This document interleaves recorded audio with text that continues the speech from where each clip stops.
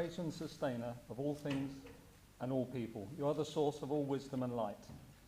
Enlighten our minds to receive your guidance, so that you may lead us into true wisdom. May all of you that say we do, and in the service of this county, whether as elected member or as an officer, be in accordance with your will and for the good of your people. Amen. Amen. Amen. Please sit down.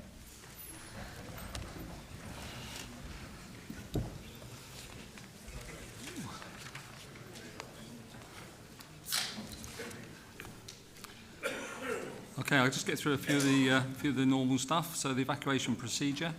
In the event of having to evacuate, officers will be able to advise and be on hand to assist any disabled persons. Mobile phones, as always, may I ask all members who have mobile phones with them to ensure that they are switched off so they do not disturb the meeting. Agenda item number 1, COVID Day of Reflection. Sunday the 8th of March is the COVID Day of Reflection across the UK. This year marks 6 years since the pandemic began. The COVID Day of Reflection gives us the opportunity to remember those who have lost their lives since the pandemic began and to honour the tireless work and acts of kindness shown during this unprecedented time. I would like to thank all staff across the County Council, the NHS, the Emergency Service and in communities who supported people during the pandemic. It was a time where many staff and communities worked together in ways never seen before to protect, support and help Leicestershire residents. Volunteers Award Evening. On Tuesday the 17th of March, I will be hosting a volunteer awards evening here at County Hall for those who carry out volunteering on our behalf. I'm sure it's going to be a wonderful evening that allows us to say thank you and to celebrate the work of volunteers in Leicestershire. I'm very much looking forward to it. Agenda item number 2. I move that the minutes of the meeting council held on the 3rd of December 2025, copies which have been circulated to members, be taken as read, confirmed and signed. Mr Hamilton Gray, will you second? Seconded, Mr Chairman. Agenda item number 3, declarations of interest. I invite members who wish to do so to make declarations of interest in respect of items on the agenda for this meeting. I'm assuming that all members who are members of district councils will wish to declare any other registrable interest in relation to the medium-term financial strategy 2026-27 to 2029-30, and this is noted. Are there any other declarations? Thank you. Agenda item number 4, budget report of the Cabinet. So this is item A, medium-term financial strategy 2026, 2027, 2029 to 30. Before I call on Mr Fowler to move the motion on the order paper, I want to take this opportunity to remind members of the need to always behave in a professional and courteous way towards other members in the chamber during the debate, and to always speak through me, the chair. Thank you, members. Mr Fowler, would you like to move the motion, please? You have 10 minutes. Thank you, Mr Chairman. I'm extremely pleased to be proposing to this chamber the very first budget for both myself as the lead member responsible for it and this administration. It's been a long and at times challenging process, but I'm confident that our proposal is soundly curated and has the best interests of our residents and the financial sustainability of this council at heart. I'd like to firstly thank members of the Scrutiny Commission and committees for their input, the public for responding to the consultation and feedback during the course of the year, and the County Council officers for their work, support and guidance, notably Declan and Simone, two of my director and AD, whose diligent efforts have been extremely helpful. The funding settlement. After a series of heel-dragging and frustrating delays, it is some relief that the government has finally clarified the terms of its settlement for local authorities. The 3-year settlement provides rare yet welcome certainty which will aid both financial and service planning for LCC. However, the news isn't entirely rosy, as the tone from Westminster remains vague regarding the extent to which local authorities are expected to shoulder the financial burdens that they currently face. This no doubt will be a challenging 3 years. Funding reforms have been implemented, supposedly designed to target areas which need the most assistance. Leicestershire has received some benefit from these reforms, albeit largely insubstantial. However, the bigger picture appears to reveal a much more disappointing truth.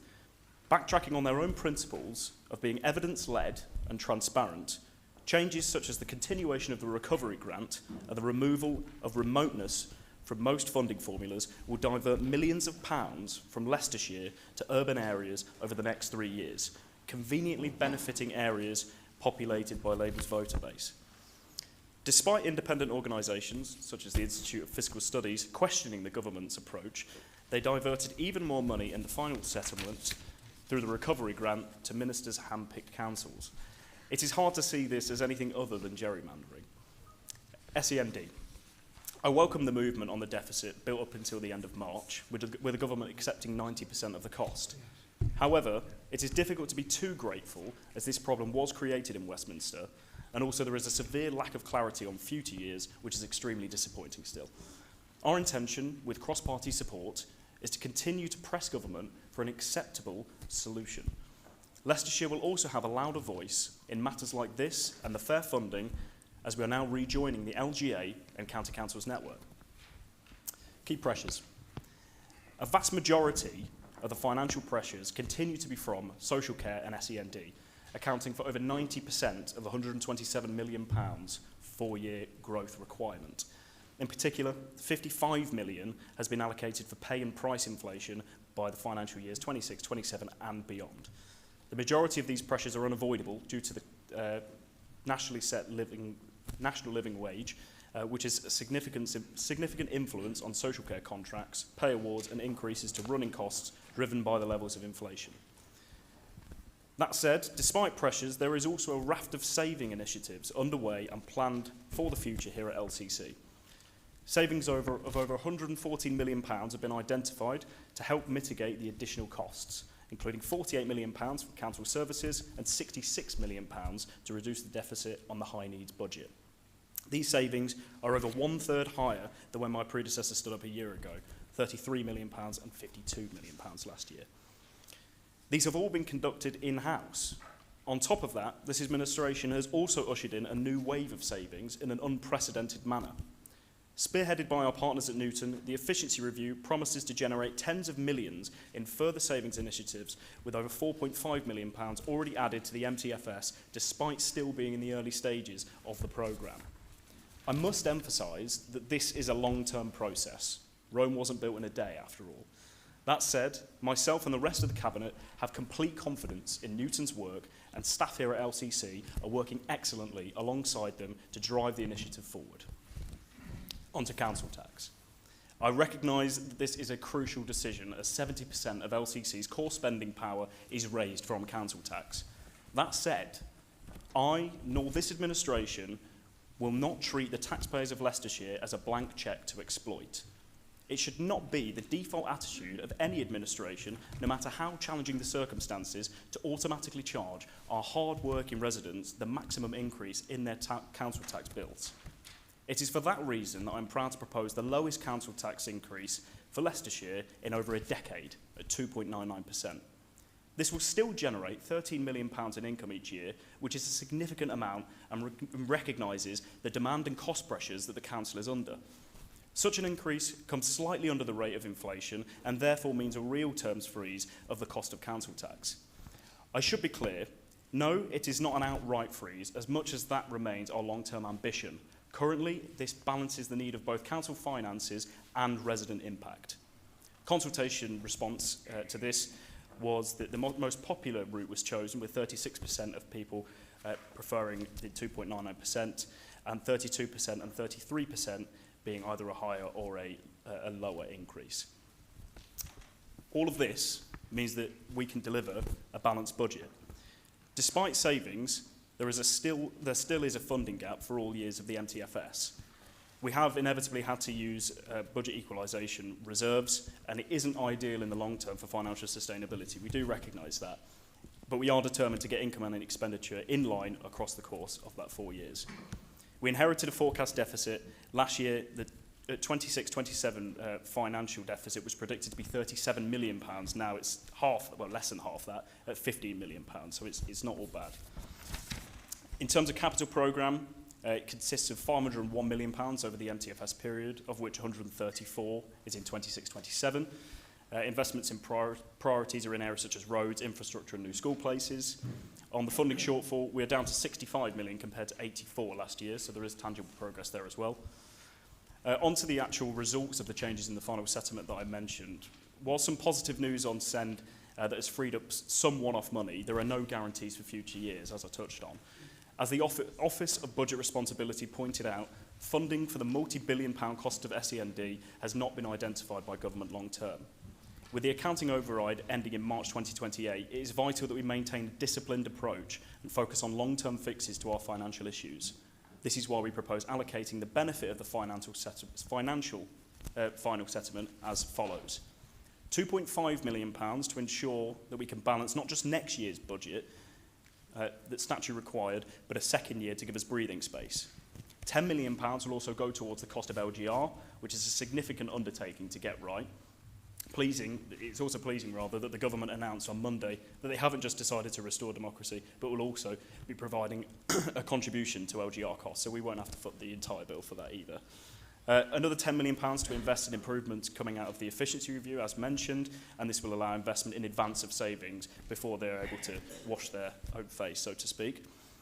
Another £10 million to reduce forecast borrowing for the capital programme, as mentioned, helping us to live within our means, and £2.5 million for a service investment fund, which gives us a nice bit of headroom for various projects that people from across the county, members from across the county rather, can have allocated to a number of different issues at our discretion.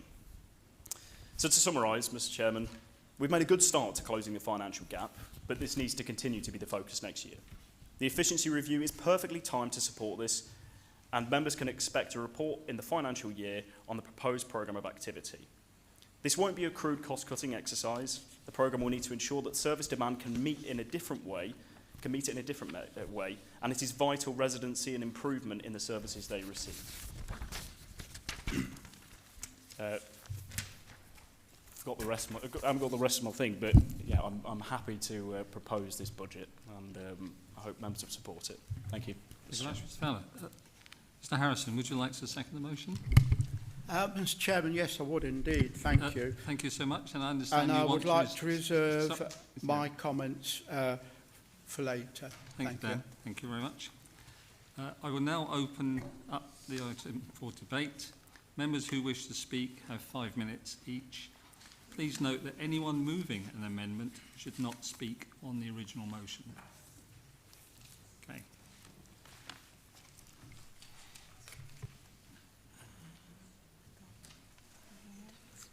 Here we go. Got a bit of paper. Thank you. Mrs. Danks.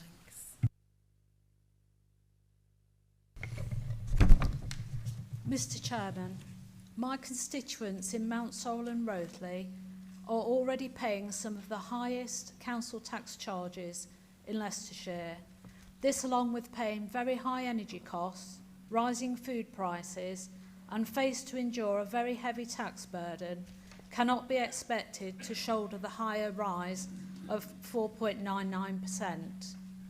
I believe that as a county council we have a duty to ensure our constituents only pay the lowest council tax rise possible while still protecting essential services.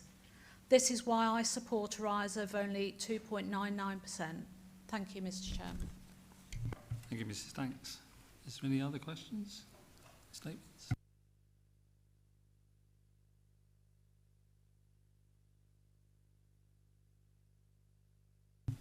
Mr Harrison, you reserved your remarks earlier. Please, will you speak now? Oh, sorry, Mr Crook. Sorry, Dan. Oh. Mr Crook, would you like to speak? No, you're fine? Okay, we're getting there. Mr Harrison, would you like to speak? Thank you, Mr Chair. Thank you. I'd like to thank all members of the Scrutiny Commission and Committee for their input in shaping the proposals of the County Council and officers for their work and support. This is indeed an historic day. The first non-Conservative budget in a generation, and I'm calling it the People's Budget for all the people of Leicestershire. The first non-conservative budget is generating and moving the whole range of attitudes towards how we carry out our budgets. Let me outline why. Building on the delivery and priorities elected on, there has not been a lower proposed increase in the county element of the County Council tax precept in over a decade. The first time in 12 years, the maximum possible increase has not been proposed. That is the instant impact of reform on the smallest rise of the upper tier authorities in the country and lower than the current level of household inflation. The budget puts back £34 back into residents' pockets compared to the Tories pinching more out of your wallet. The budget delivers over 8 million back into the local economy rather than taking in tax.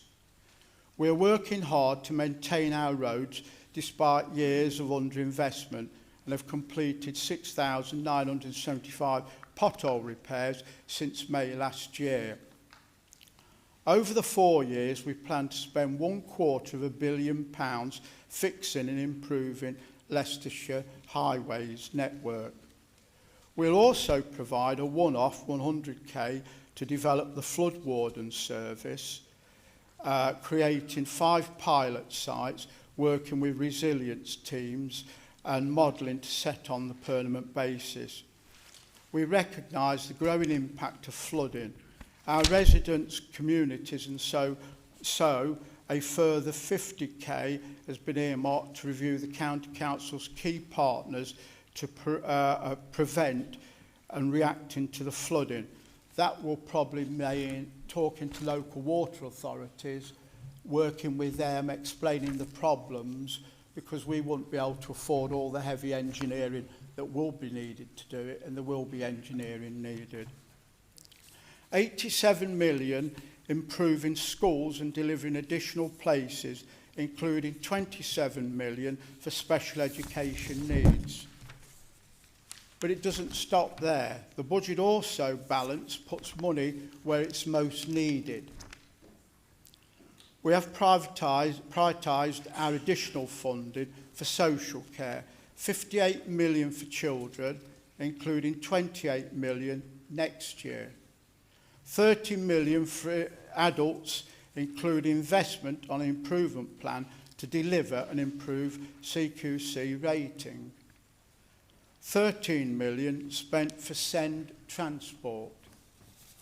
We're also keeping an eye firmly on the horizon, working with Newtons. Our pioneering efficiency review is now in full swing, groundbreaking in its approach and leaving no stone unturned.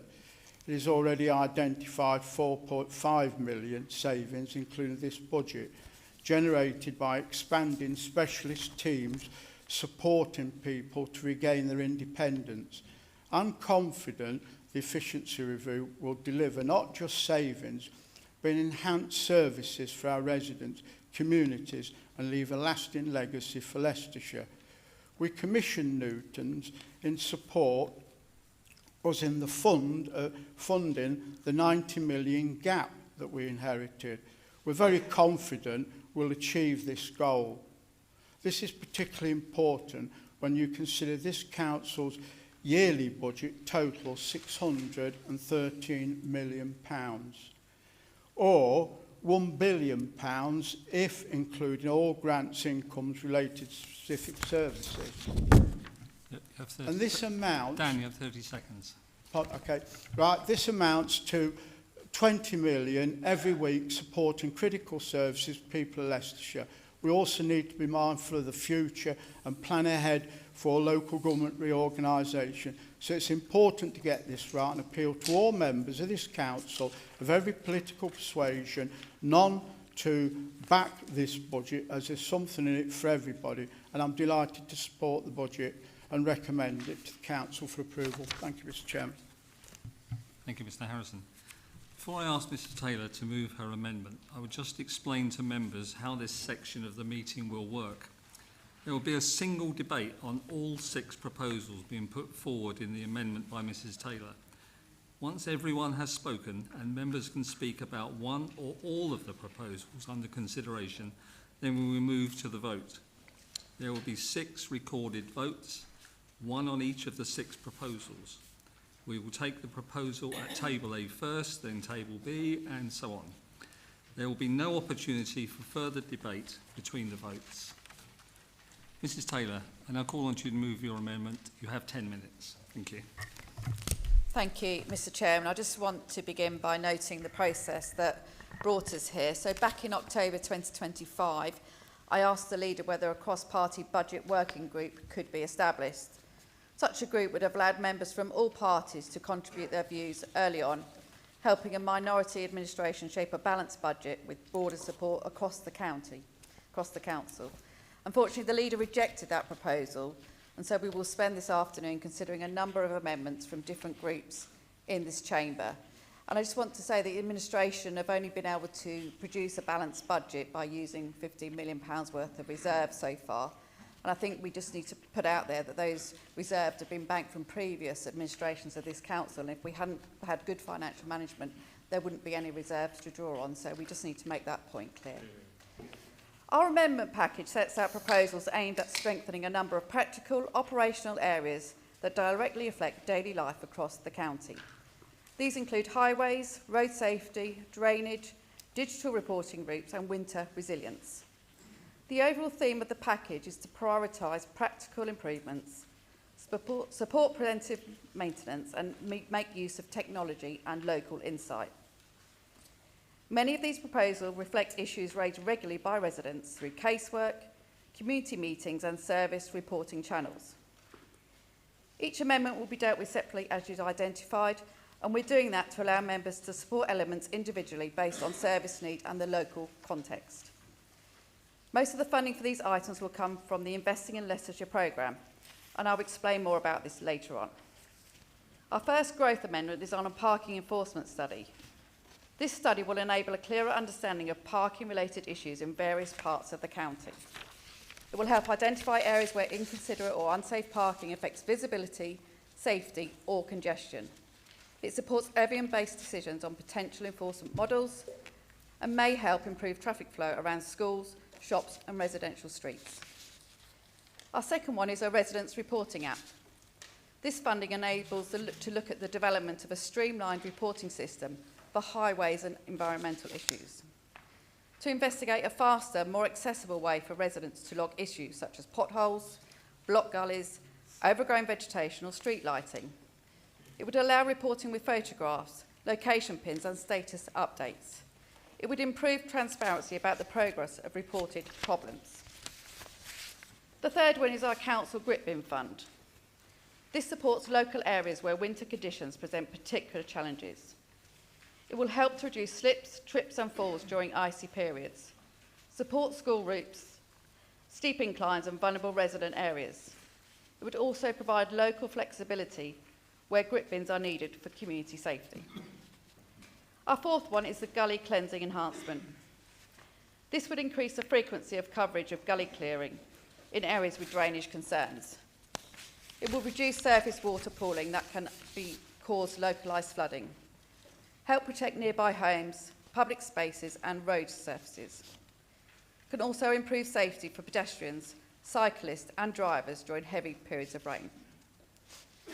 Our footpath maintenance programme, £3 million. This provides targeted investment into repairing or resurfacing footpaths. This makes walking routes smoother, safer and more accessible, helps residents with prams, pushchairs or mobility aids, supports safe routes to schools, shops and medical facilities, encourages active travel where footpaths are well maintained. We then move on to automated road inspection technology. This funding allows the Council to test technology that scans road surfaces for defects, allows early identification of potholes or surface deterioration, helps target maintenance more efficiently and responsively, and supports more consistent inspection coverage. These growth items create a programme of operational improvements designed to support day-to-day safety, accessibility, mobility and reporting convenience for residents. We also put forward 2 proposed saving contributions to help fund the above measures. The first one is the removal of the Chairman's Council lunch allowance, a small administration saving. The second one is ending printed copies of Leicestershire Matters. Transitioning to digital-only publication reduces printing and distribution costs. Digital formats are faster to update and circulate, provides information on an online format many residents already use, and reduces printed waste and physical distribution. I'll just touch on the Investing in Leicestershire programme, which is a discretionary scheme, not a statutory obligation. Many councils under financial pressure have already paused similar programmes. Our medium-term financial strategy sets out clear and significant capital pressures. The council planned to use 75 million of internal cash balances to support the capital programme. Continuing discretionary capital spending accelerates the depletion of those balances, with a knock-on effect for revenue. Capital spending increases annual costs through the minimum revenue provision, essentially the council's equivalent of a mortgage repayment on capital projects. Reducing discretionary schemes reduces those mandatory costs and eases pressures on the revenue budget. In addition, using internal cash reduces Treasury interest income, which the MTF warns will fall sharply as balances decline. With rising pressures, particularly in send demand, and a projected £85 million revenue gap by 29-30, this financial context is challenging. Redirecting funds for the Investing in Leicestershire programme helps mitigate long-term revenue risks and protects essential statutory and frontline services. Every £1 million removed from this programme avoids approximately £55,000 in annual revenue costs, money that can support services residents rely on daily. In conclusion, Mr Chairman, this package brings together a set of practical, operational improvements combined with modest savings. Each element focuses on data issues that affect residents' experience in their local area, from drainage and footpaths to digital recording and winter safety. These amendments are fully costed, proportionate and designed to strengthen financial resilience. They help reduce risk, ease long-term budget pressures and direct investment to areas that bring visible, practical benefits to communities. They represent a measured and responsible approach and a commitment to improving the everyday experience of residents across Leicestershire.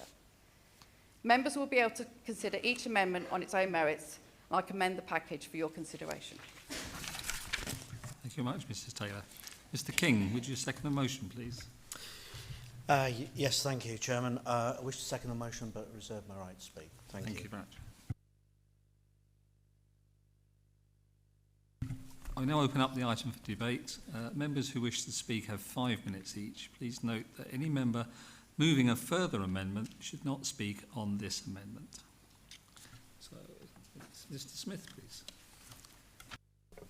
Thank you, Mr Chairman. So just to reiterate, last October Mrs Taylor offered the Leader of the County Council a cross-party budget working group, a sensible, collaborative proposal, an opportunity to shape the budget and avoid early and exactly what we're seeing today, which is lots of amendments and a prolonged debate. That offer was refused point blank. Instead, the leader chose to go it alone. Now, since May last year, we've seen a cabinet of chaos, reshuffles, instability and distraction. It's therefore entirely reasonable to ask how much collective ownership of this particular budget has truly been by this cabinet. To be frank, it feels like an officer-led budget, and I say that as a compliment to our officers, because while the political leadership has been managing internal disagreements and firefighting the latest social media controversy, officers have quietly, professionally delivered a technically sound budget. They deserve our thanks. They have provided the stability that the political leadership has not. Now, turning on to one of our savings proposals, the removal of the Chairman's Council lunch allowance. Now, Mr Chairman, this is nothing personal, I assure you. Your office is important, and historically these lunches have had a clear civic purpose, hosting dignitaries, community representatives in modest numbers. But what we have seen more recently looks rather different. What was once a civic hospitality now appears closer to a political luncheon club, with large numbers of the ruling group members regularly in attendance, free of charge. I also observed that a regular attendee at the Freebie Feeding Jamboree, is the branch chairman of North West Leicestershire Reform. As he holds no elected or civic office, one can only assume he's a fine surveyor of puddings. Now, at a time when we're asking residents to accept these savings, it's simply not defensible to ask him to fund what appears to be a Reform Old Boys Club on a free dining experience. This saving is modest financially, but important symbolically. When residents are tightening their belts, so should we. When roads are crumbling, we should focus less on carving the beef and more on fixing the roads. Mr. Chairman, these amendments tabled by the Conservative group are a united team effort. They are rooted in real casework and real conversations with our residents. And whilst you may be relieved, I'm not going to go through all of them, there are two in particular that matter to me personally. First up is the Councillor Grit Bin funding pot. The recent cold snap exposed how cumbersome the current system is. This proposal allows councillors to apply for grit bins within the existing criteria. Funding, purchase and installation while maintaining fairness across the county. This is not extravagant spending, it's a practical winter resilience programme that will directly help our residents and keep them safe. Secondly, the footpath maintenance is one of my personal bugbears. Whilst Highways team have rightly focused on our roads with the limited resources they have, we sometimes forget that for many of our residents, the footpaths are their road. This £3 million uplift accelerates repairs, targets high-use areas and reduces decades-old defects and lowers the risk of slips and claims against this council. This is about safety, accessibility and looking after our most vulnerable. Finally, how have we funded this £3.5 million pledge of amendments without raising council tax? Because our leadership is about professional choices. We have responsibly reassigned a small element of the Investing in Leicestershire programme fund. The previous Conservative administration built the reserves that underpin this council's budget today. And without that prudent financial management, balancing this budget would simply have not been possible. But financial management is not just about long-term ambition, it's about timing. When the roads are deteriorating and the footpaths are hazardous, prudence means prioritising everyday governance over grander aspirations. The ILP is a worthwhile, but residents are not tripping over regeneration schemes. They're tripping over broken pavements.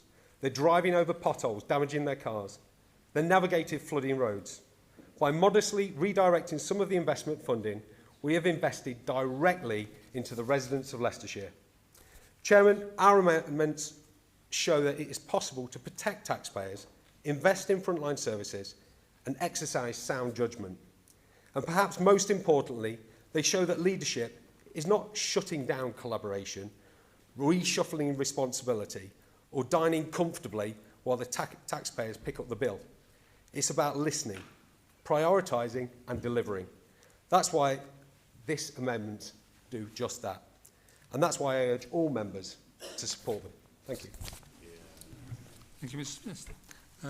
Mr Bray, please. Yes, thank you, Mr Chairman. For a quarter of a century, the Conservatives had majority control in this place. 25 budgets they could have done any one of these measures, but they chose not to. So the question is, why now? For 16 years, I've been here listening to budget debates. And year after year after year, Simon, Michael, myself and others put forward reasoned amendments, including some of the issues they're raising in their papers here today. And their approach over 16 years was to belittle, was to ridicule and was to reject any idea that was put forward by anybody other than a Conservative member. Turning to their issues one by one. Firstly, we don't support the centralisation of parking enforcement. This has happened elsewhere in the country, and where we've seen this happen is what happens is in rural areas that don't get much parking enforcement gets even less if it's centralised. So we don't support that. Moving on to the idea of an app. Again, very much support the idea of making it easier for people to report problems. But there are already these sort of apps like Fix My Street and other things that people can use. These apps take time to develop, and I don't think with a council that is on its way out, whatever options government picks, it is a good use of money to develop an app that might never ever be used. So we don't support the idea of that. The roads maintenance technology, again, very good idea. This is being used elsewhere in the country. Of course, this was the party whose policy was a managed decline of the highway network, so they want to now introduce technology to repair the mess they made. And where this has worked well elsewhere in the country is where it's been fitted to bin lorries that go around every single street in every part of the country. And of course, which is the party that burned every single bridge with the collection authorities, the Conservative administration. And started with their smash and grab on the cycle credits, of course, which they did. Now, the grit bins, gully clearance, footpath maintenance. Strongly support these as things that the council should be prioritising. But the question is, who cut them in the first place? We know, the Conservative group. So where I do agree with the Conservatives is I think we should all parties should work together to look to improve these matters in future years. Now, Leicestershire matters under Chairman's lunch. Wow, there must be whiplash from that particular U-turn. It was, remember, those of us who were here 12 months ago, I think we were called bankers, I think that's what they said, when we suggested cutting Leicestershire matters. I think it was bankers, although I'm sure it perhaps wasn't. And the Chairman's allowance. Well, I think the administration should reflect on this, by the way. I think they're onto a point. But again, the hypocrisy is staggering. Year after year, we were invited to lunches at Bow Manor, to Castle House. When I first got here, there was a social club in this building. The leader drove round in a chauffeur-driven car. This is the party really telling us to tighten our belts when they have lavishly wasted hundreds of thousands of pounds on these things over the years. As I can see it, Mr Chairman, the Conservative position is they support Leicestershire Matters when it's full of Conservative members, and they support Chairman's lunches when it's a Conservative chairman. And I don't think that people will be fooled by that particular hypocrisy. So therefore, our group will be abstaining on the Conservative amendments. In short, we think they are trying to paper over the cracks that they created. And nobody will take them seriously. Where we do agree, very strongly, is that we think in future years there should be more cross-party working on putting together a budget. They do absolutely have a point, which we will go on to talk to in our own amendment, about some of the bread and butter issues around roads maintenance, flooding, gritting, and we would support further investment in those. And we do hope the administration will reflect on that. Thank you, Mr Chairman. Thank you so much, Mr Bray. Ms Gray, please. Thank you, Chair. I welcome the focus in the Conservative Group amendments on highways and footway maintenance and the focus on gully clearance, all areas causing issues for residents in my division. I would, however, like to express reservations about Leicestershire Matters becoming solely digital. There's a real possibility that some residents in areas of my division will be excluded by this move, which does assume a level of digital access and literacy that not all my residents enjoy.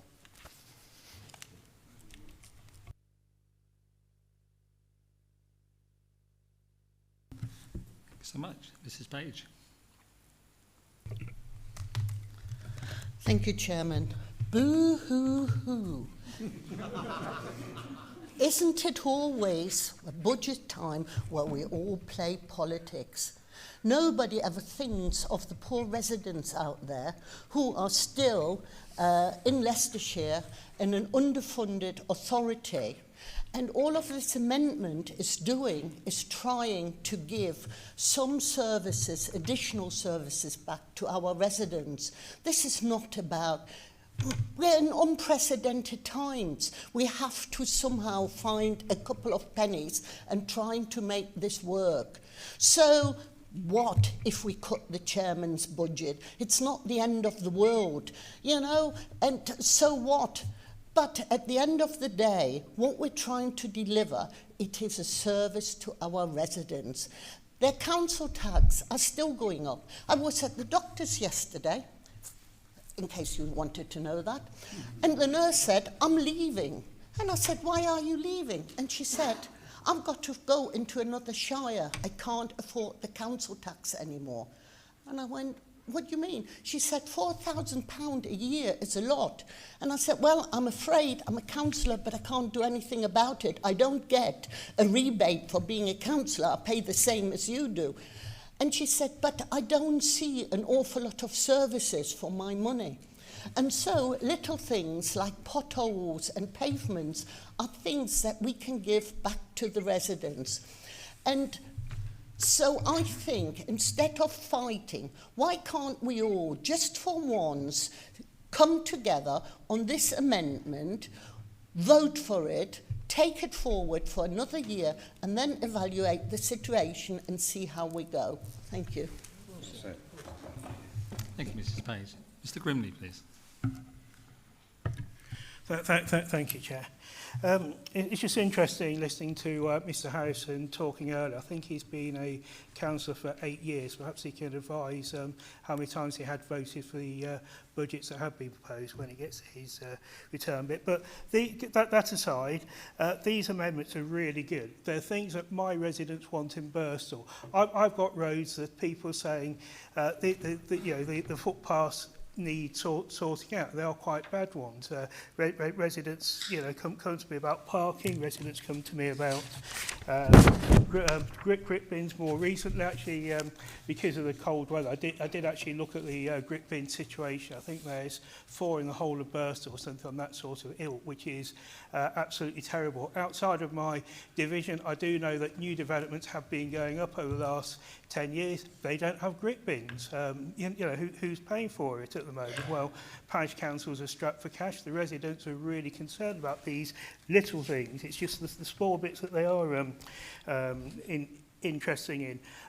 Potholes technology, great. I can see how we can benefit from it. I do, and the reports, I get a lot of people say, oh, how do I report these things? I've tried the website, but it's quite difficult. They want to report these things. They're finding it difficult. And assisted technology to pick up potholes that people don't report. There are certain roads that are full of potholes that bin lorries and other vehicles do go down. I mean, it is also noticeable that crossover from Birstall into Leicester, and that gets even worse, but it is sort of bad in here. So these are all great. They're things that come into my come to me from my residents. I mean, as for the chairman's lunch, I mean, perhaps if it wasn't being so badly abused, then we wouldn't need to look at that, to be quite honest with you. But I appreciate it is a small spending, but it is something that I don't get a free lunch at the county council. I pay for it like everybody else. Well, like most of the people here who aren't in the reform group. Thank you. Thank you, Mr Grimley. Mr O'Shea, please. Thank you, Chair. Well, I think we've all been listening this afternoon. I personally feel, Dan, we all, and Stuart, we all need to work together to get the budget, to do the right thing for the community and our people of Leicestershire. The amendments, I don't think they're against anything that you really want, or what the Liberals or what Labour want. We all want to see our footpaths improved. We all want to see our potholes improved. And the gully cleaning, I think, and the pot cleaning is something that, we need to look at. We've worked together over the years, and I don't know why we can't continue to work now. Gully pot cleaning is essential to improve it, to get more cleaning. We've had rain from the beginning of this year. The fields are full of water. The water table is high. It's bringing it onto the road. It's no fault of Reform. It's no fault of any other political party. It's the weather. But we're getting more floods. You've only got to be around my area at the present time in Ratby. You can't get through Kirby Muxlow. You can't get out of Ratby because all the fields are dropping back onto the road. The gullies are filling up with detritus. They need cleaning more often. We have fantastic officers in the highways department. They work round the clock. They do a damn good job. We did a damn good job when we was in admission on highways. We've had weather conditions that are bringing potholes to the surface. Just coming into my village for over the last 2 months, we've had potholes. We've had them repaired. They've gone again. They've had them repaired. They're on their 3rd repair. We need to look at doing something different. We need to do a proper repair on these things. We need a little bit more money putting into these services. Adam's doing a great job in highways, you know, and I work with him on different issues. We've worked together on flooding, but we need to put a little bit more into the budget for the highways department, and that's what I support on this amendment. Thank you. Thank you, Mr. O'Shea. Is there any more questions? Mr. King, would you like to follow up, please?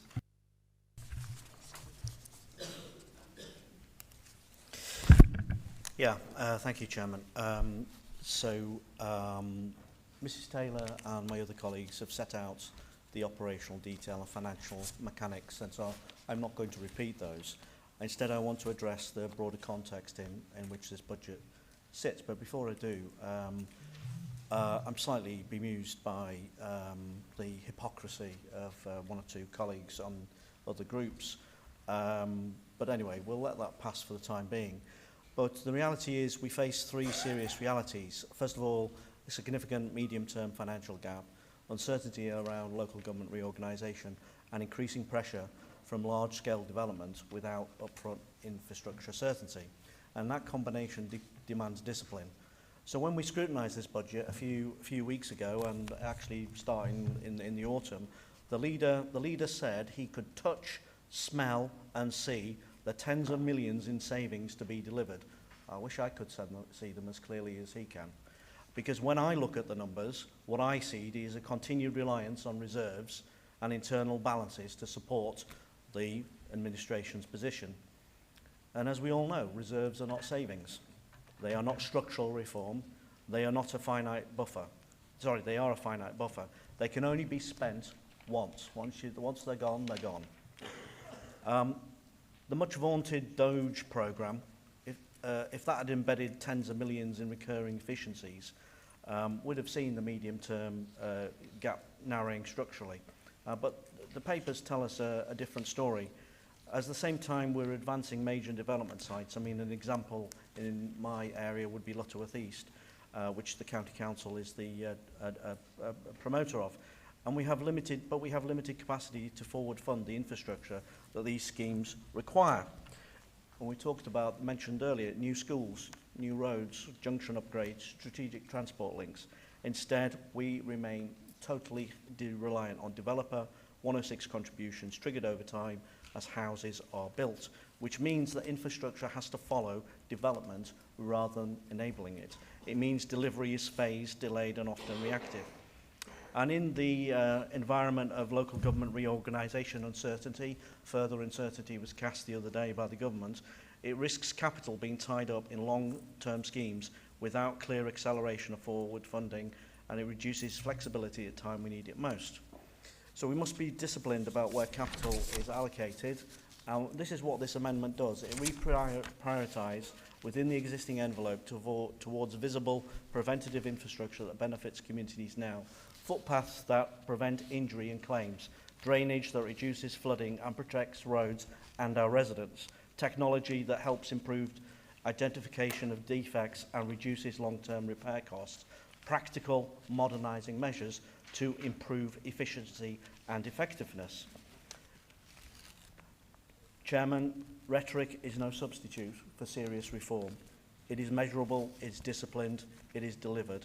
Residents do not judge us by whether we can claim to smell savings. They judge us by whether infrastructure keeps pace with development, whether projects actually move, whether capital delivers. And in a period of continued financial pressure, structural uncertainty and constrained forward funding, discipline matters more than ever. And this amendment, I believe, reflects that discipline, which I am pleased to second.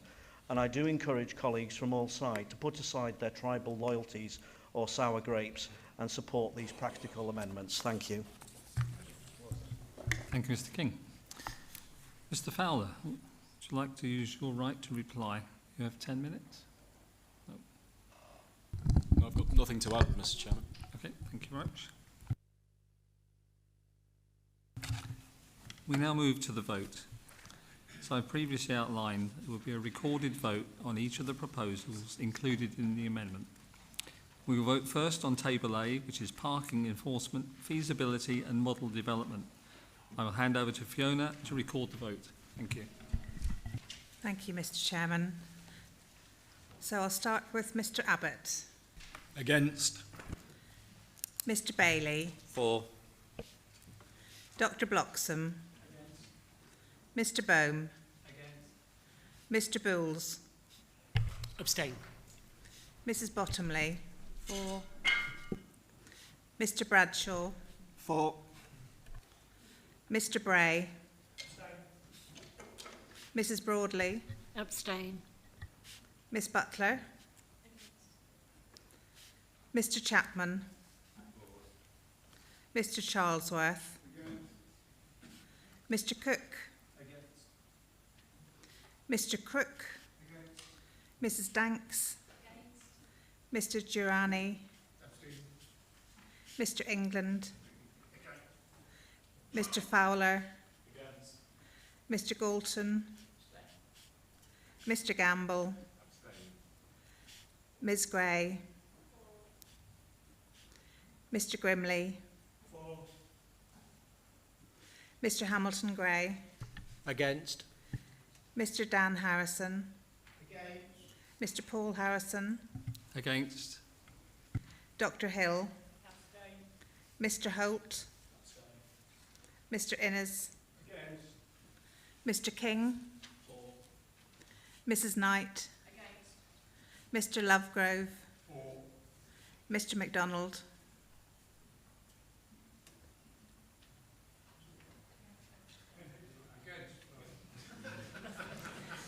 Mr. Meelan. Mr. Meyer. Mr. Morris. Mr. Mullaney. Mr. O'Shea.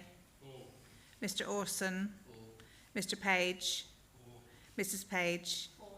Mrs. Pendlebury. Mr. Piper. Against. Mr. Poland. Mr. Pugsley. Mr. Rikiki. Mr. Robinson. Against. Mr. Rudkin. Not here. Mrs. Seaton. Mr. Smith. Mr. Squires. Mrs. Taylor. Mr. Thorpe. Not here. Mr. Tilbury. Mr. Walker. No, Mr. Walker? Not here. Mr. Whitford. Right.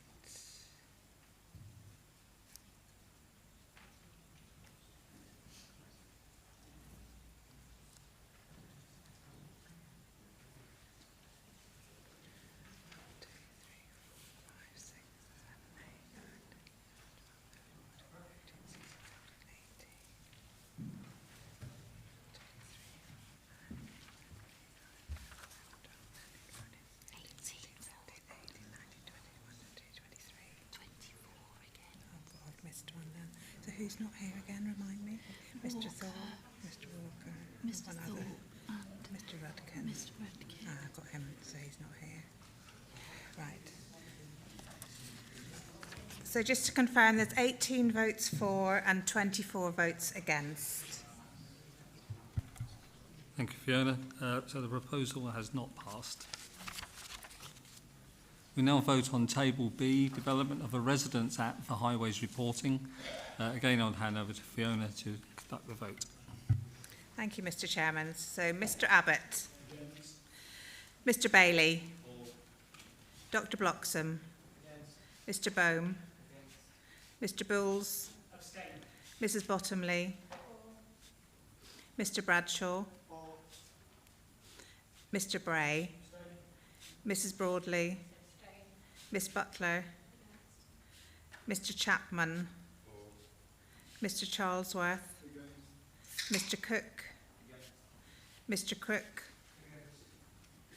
Mrs. Danks. Mr. Durrani. Mr. England. Mr. Fowler. Mr. Galton. Mr Gamble, Ms Gray, Mr Grimley, Mr Hamilton Gray, Mr Dan Harrison, Mr Paul Harrison, Against. Dr Hill, Mr Holt, Mr Innes, Mr King, Mrs Knight, Mr Lovegrove, Mr MacDonald,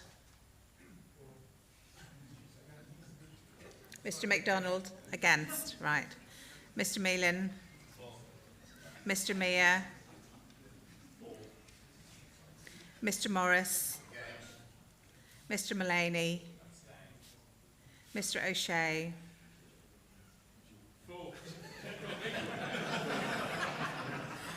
Mr Orson, Mr Page, Mrs Page, Mrs Pendlebury, Mr Piper, Mr Poland, Mr Pugsley, Mr Rakiki, Mr Robinson, Against. Mrs Seaton, Mr Smith, Mr Squires, Mrs Taylor, Mr Tilbury, Mr Walker's not here, Mr Whitford.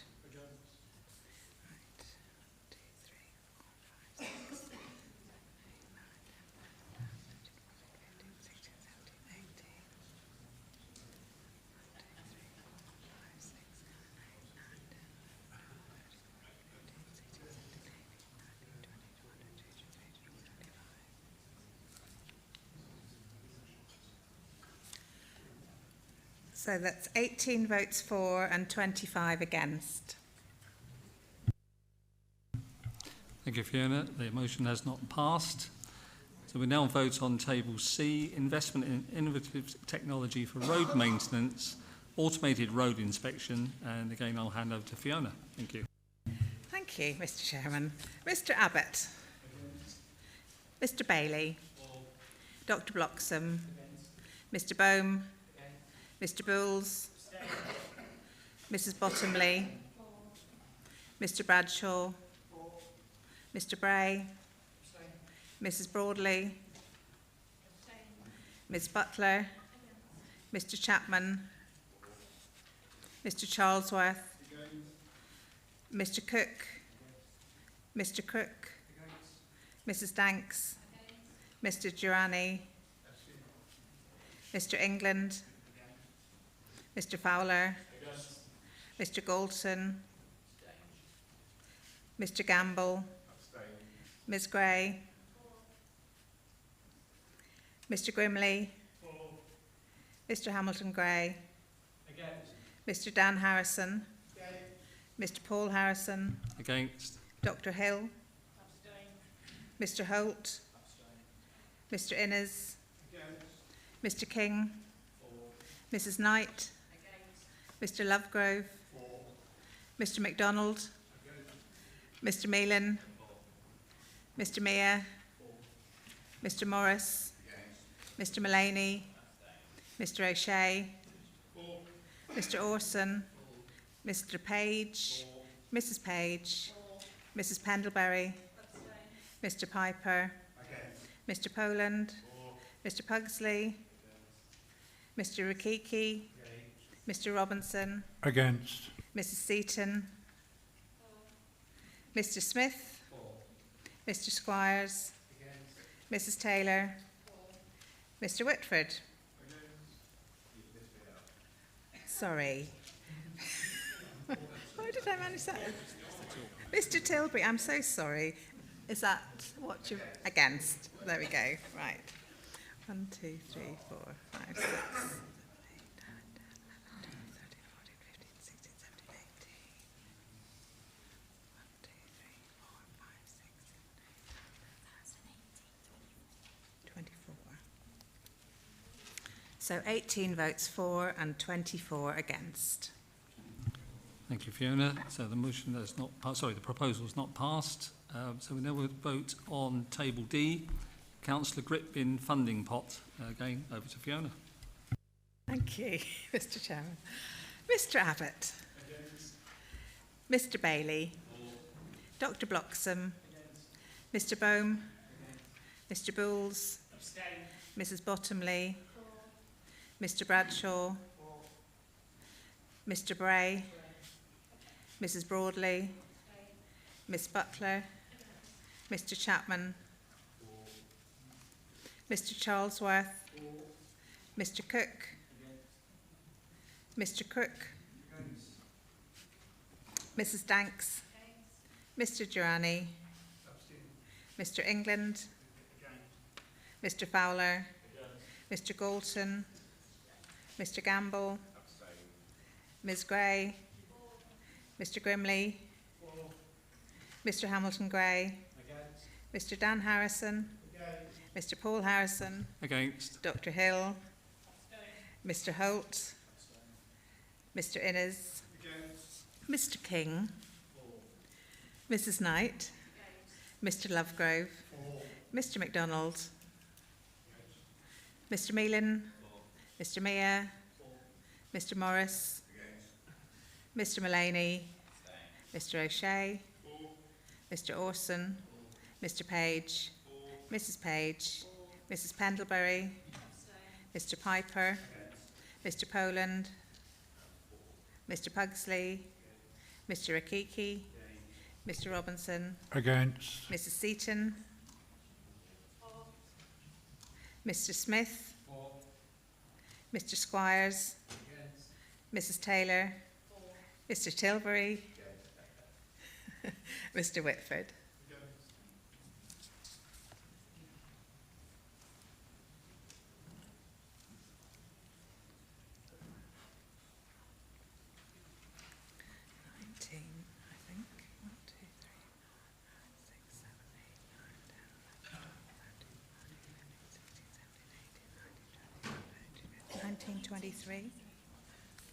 So votes for is 19, votes against 23.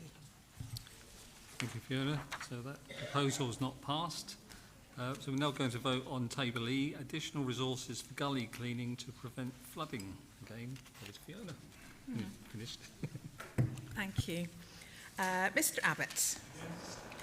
Mr Bailey. Dr Bloxham. Mr Bohm. Mr Bowles.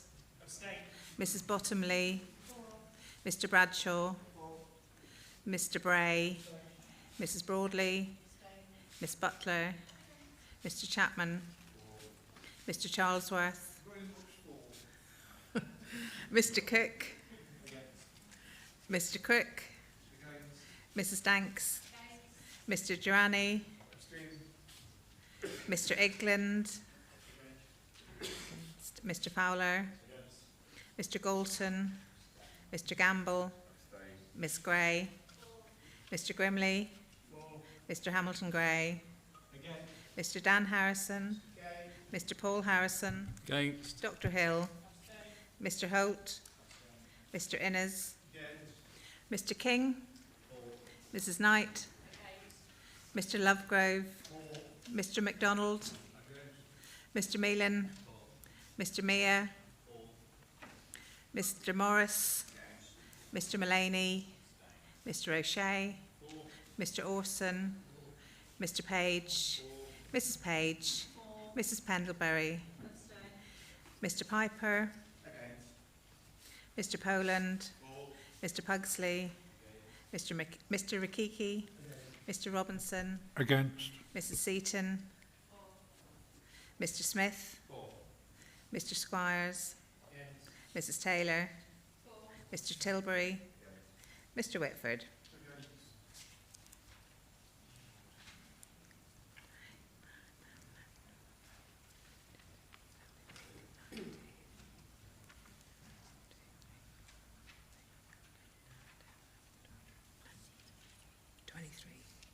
So votes for 19, votes against 23. So again, that proposal is not passed. Now vote on Table F, increased funding for footpath maintenance to prevent trips and falls. Again, over to Fiona. Thank you. Thank you, Chair. Mr Abbott. Mr Bailey. Dr Bloxham, Mr Bohm, Mr Bowles, Mrs Bottomley, Mr Bradshaw, Mr Bray,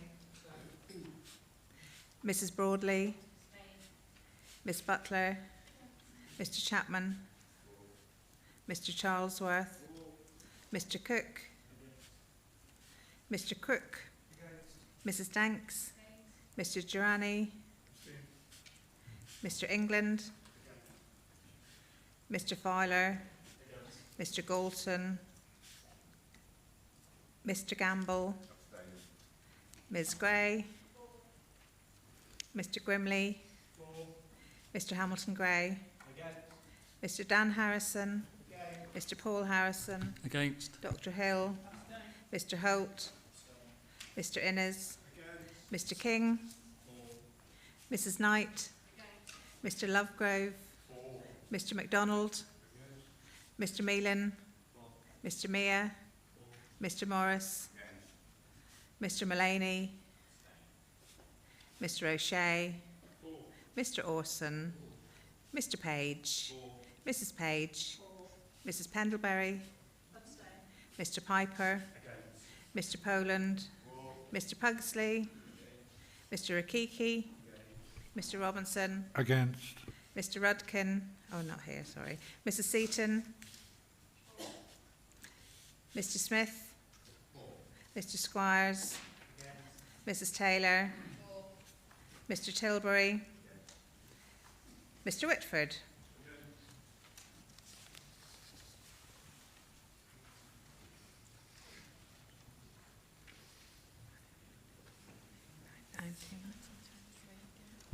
So votes for 19, votes against 23.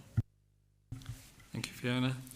So at the end of all the 6 votes, there's no proposals passed. I was going to raise a point of order, but I'll let you finish, Chair. I might be able to answer it before you ask it. I'm going to go for an adjournment. I moved that the meeting be adjourned for 30 minutes. So would my Vice Chairman actually second that, please?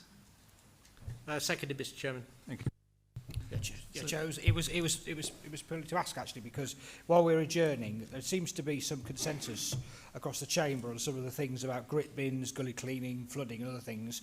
Is there an opportunity during that 30 minutes for all parties to talk about, see whether we can input some of these into the substantive budget?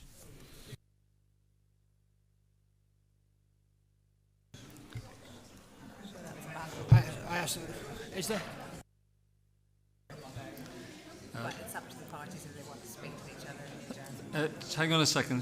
Thank you, Mr. Bray. That isn't a valid point of order, but surely if all the parties can talk together, that does seem sensible. But this is actually for the for the Conservatives to actually have a look at their position. Okay. So 30 minutes, please. We're all going to be back at 22, please.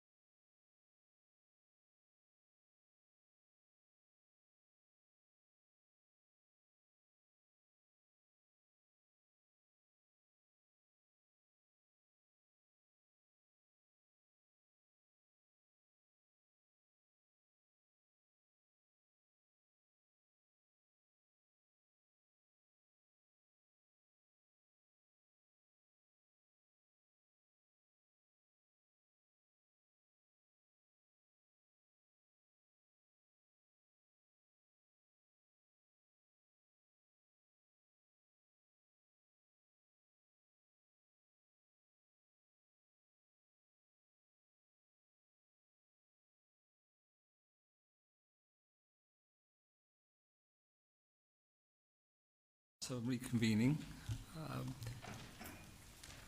So, Mr Mullaney, with the consent of the Council, you're now moving your revised amendment. You have 5 minutes. Thank you, Mr Chairman, and I propose the Liberal Democrat amendment to the budget. Times are difficult for residents across Leicestershire, and at difficult times we need to concentrate on the priorities that residents often raise with us as councillors. Many residents, particularly those who don't drive, often report feeling isolated. To have a bus network that supports many villages and those parts of towns where their bus services have been lost is important in making sure people feel part of a community and able to get about. Having a bus service also means people can get to work or college if they don't drive and can access medical and dental appointments without the cost of taxis. We've seen through the introduction recently of the LC6 service that serves communities like Stapleton that lost their bus service previously, the 159, under the previous administration, and which restores links between Hinckley and local villages like Balston, New Bolverden and Market Bosworth, the importance of restoring these bus services into rural communities. And similarly, the new LC14 service provides a bus service for parts of my own area of Hinckley that had lost their buses. So we need to ensure that these new services that have been launched are maintained and improved, and we also want to see buses begin to operate in villages that don't currently have them. There are other villages across the county that don't, so hopefully we hope the Council today will support our motion today to increase support for bus services, particularly in rural areas.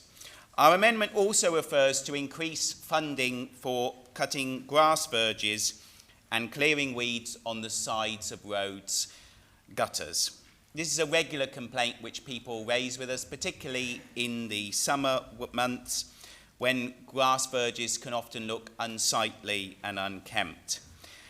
And also that gutters can often be covered heavily in weeds, which again makes people's roads look unsightly.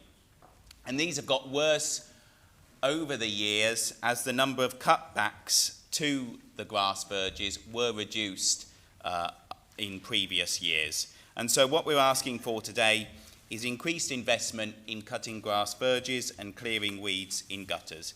People want the area they live in to look better and tidy, and if the county can utilise the extra funding that we're calling for in this amendment to clear the gutters of weeds more often and to keep grass verges in better condition, it will improve the look of streets across our areas.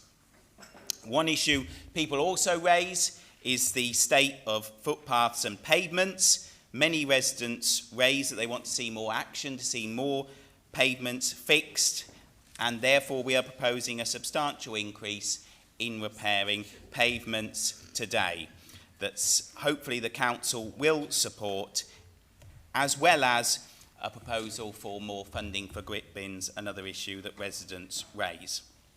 So we want to see more support for bus services, particularly in rural areas. We want to see more regular maintaining and cutting of grass verges.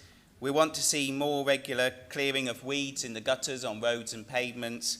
We want more money to fix pavements and make them safer, more funding for grit bins, more improvements to things that residents raise with us, which is why we put forward the amendments to the budget today.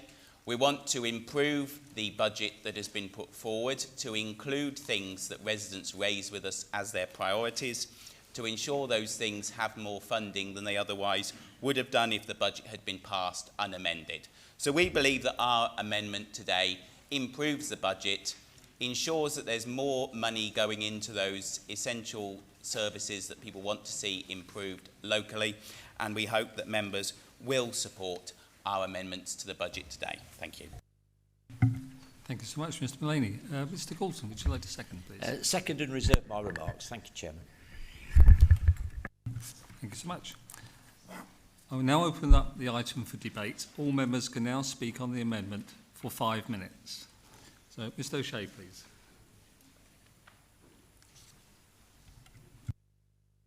Thank you, Chair. Well, here we are again. Not an hour or so ago, we were putting a proposal to increase footpath maintenance. Well, as a previous highway cabinet member, and Adam, you should know, where's 160,000 going to do? Might be a couple of streets at the most. It's not going to go very far. I think, really, we're in a position here whereby we was voted down earlier on, and people have realised they've made a mistake, because we was voting for something and proposing something to improve our footpaths, something to improve our flooding, our cleaning our gully pots, as I said. We've suffered every day since the beginning of January with rain. The water tables, as I said earlier, are high. Detritus is coming off the fields. It's filling the gully pots up. It's blocking the roads. It's flooding. If members for Kirby Muxloe, well, I don't know, because you've obviously not contacted Highways. I've been dealing with your stuff. We've had flooding in Kirby Muxloe. We've had flooding in Desford. We've had flooding in Ratby. I have been dealing with that with Highways. And to be perfectly frank with you, that's caused by the detritus filling those pots. We need to do more. That's why we put the amendments in to our budget.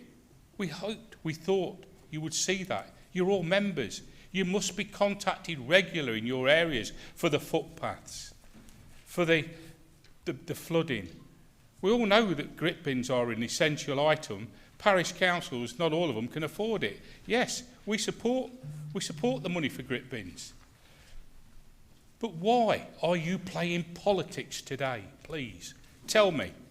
We are here for the residents of Leicestershire. Don't matter what colour we wear. Don't matter who we're or where we're from. We're here to support and improve the livelihoods and the road structure of our community. Mr. Chair, I will support these. Thank you. Thank you, Mr. O'Shea. Is there anybody else before we go back to Mr. Sorry, Mr. Grimley, please. Thank you, Chair. Obviously, was it half an hour ago, the Lib Dems voted against the increased highways money that we'd put forward to make a real difference on this. It is a Lib Dem cut, there's no doubt about it, because it's a Lib Dem cut on what had been proposed and what they had voted against. Anybody who works in highways, I know Mr. O'Shea and Mr. Tilbury are highways members, will know the enormous cost of providing works on the highways, and the pavements are extremely expensive. I mean, any additional money is welcome, but it's, you know, half an hour ago they voted against putting more money into this. And to vote against something that probably would have made a real difference. So I'm not welcoming the improvements there, but it is purely politics that are being played by the Lib Dems, which is pretty normal, to be quite honest with you. But it's also a shame. We need to look at what our residents really want, and what our residents really do want is looking at pavements. I said this earlier, there are lots of pavements in Birstall that do need a lot of attention. How far will this new pot stretch? I mean, I don't know how many metres of highways pavement will this do. I just think it is devised. It is just too, it's not enough on here. So thank you. Thank you so much, Mr. Grimshaw. Mr. Bray, please. Yes, Chair. Heaven forbid politicians playing politics.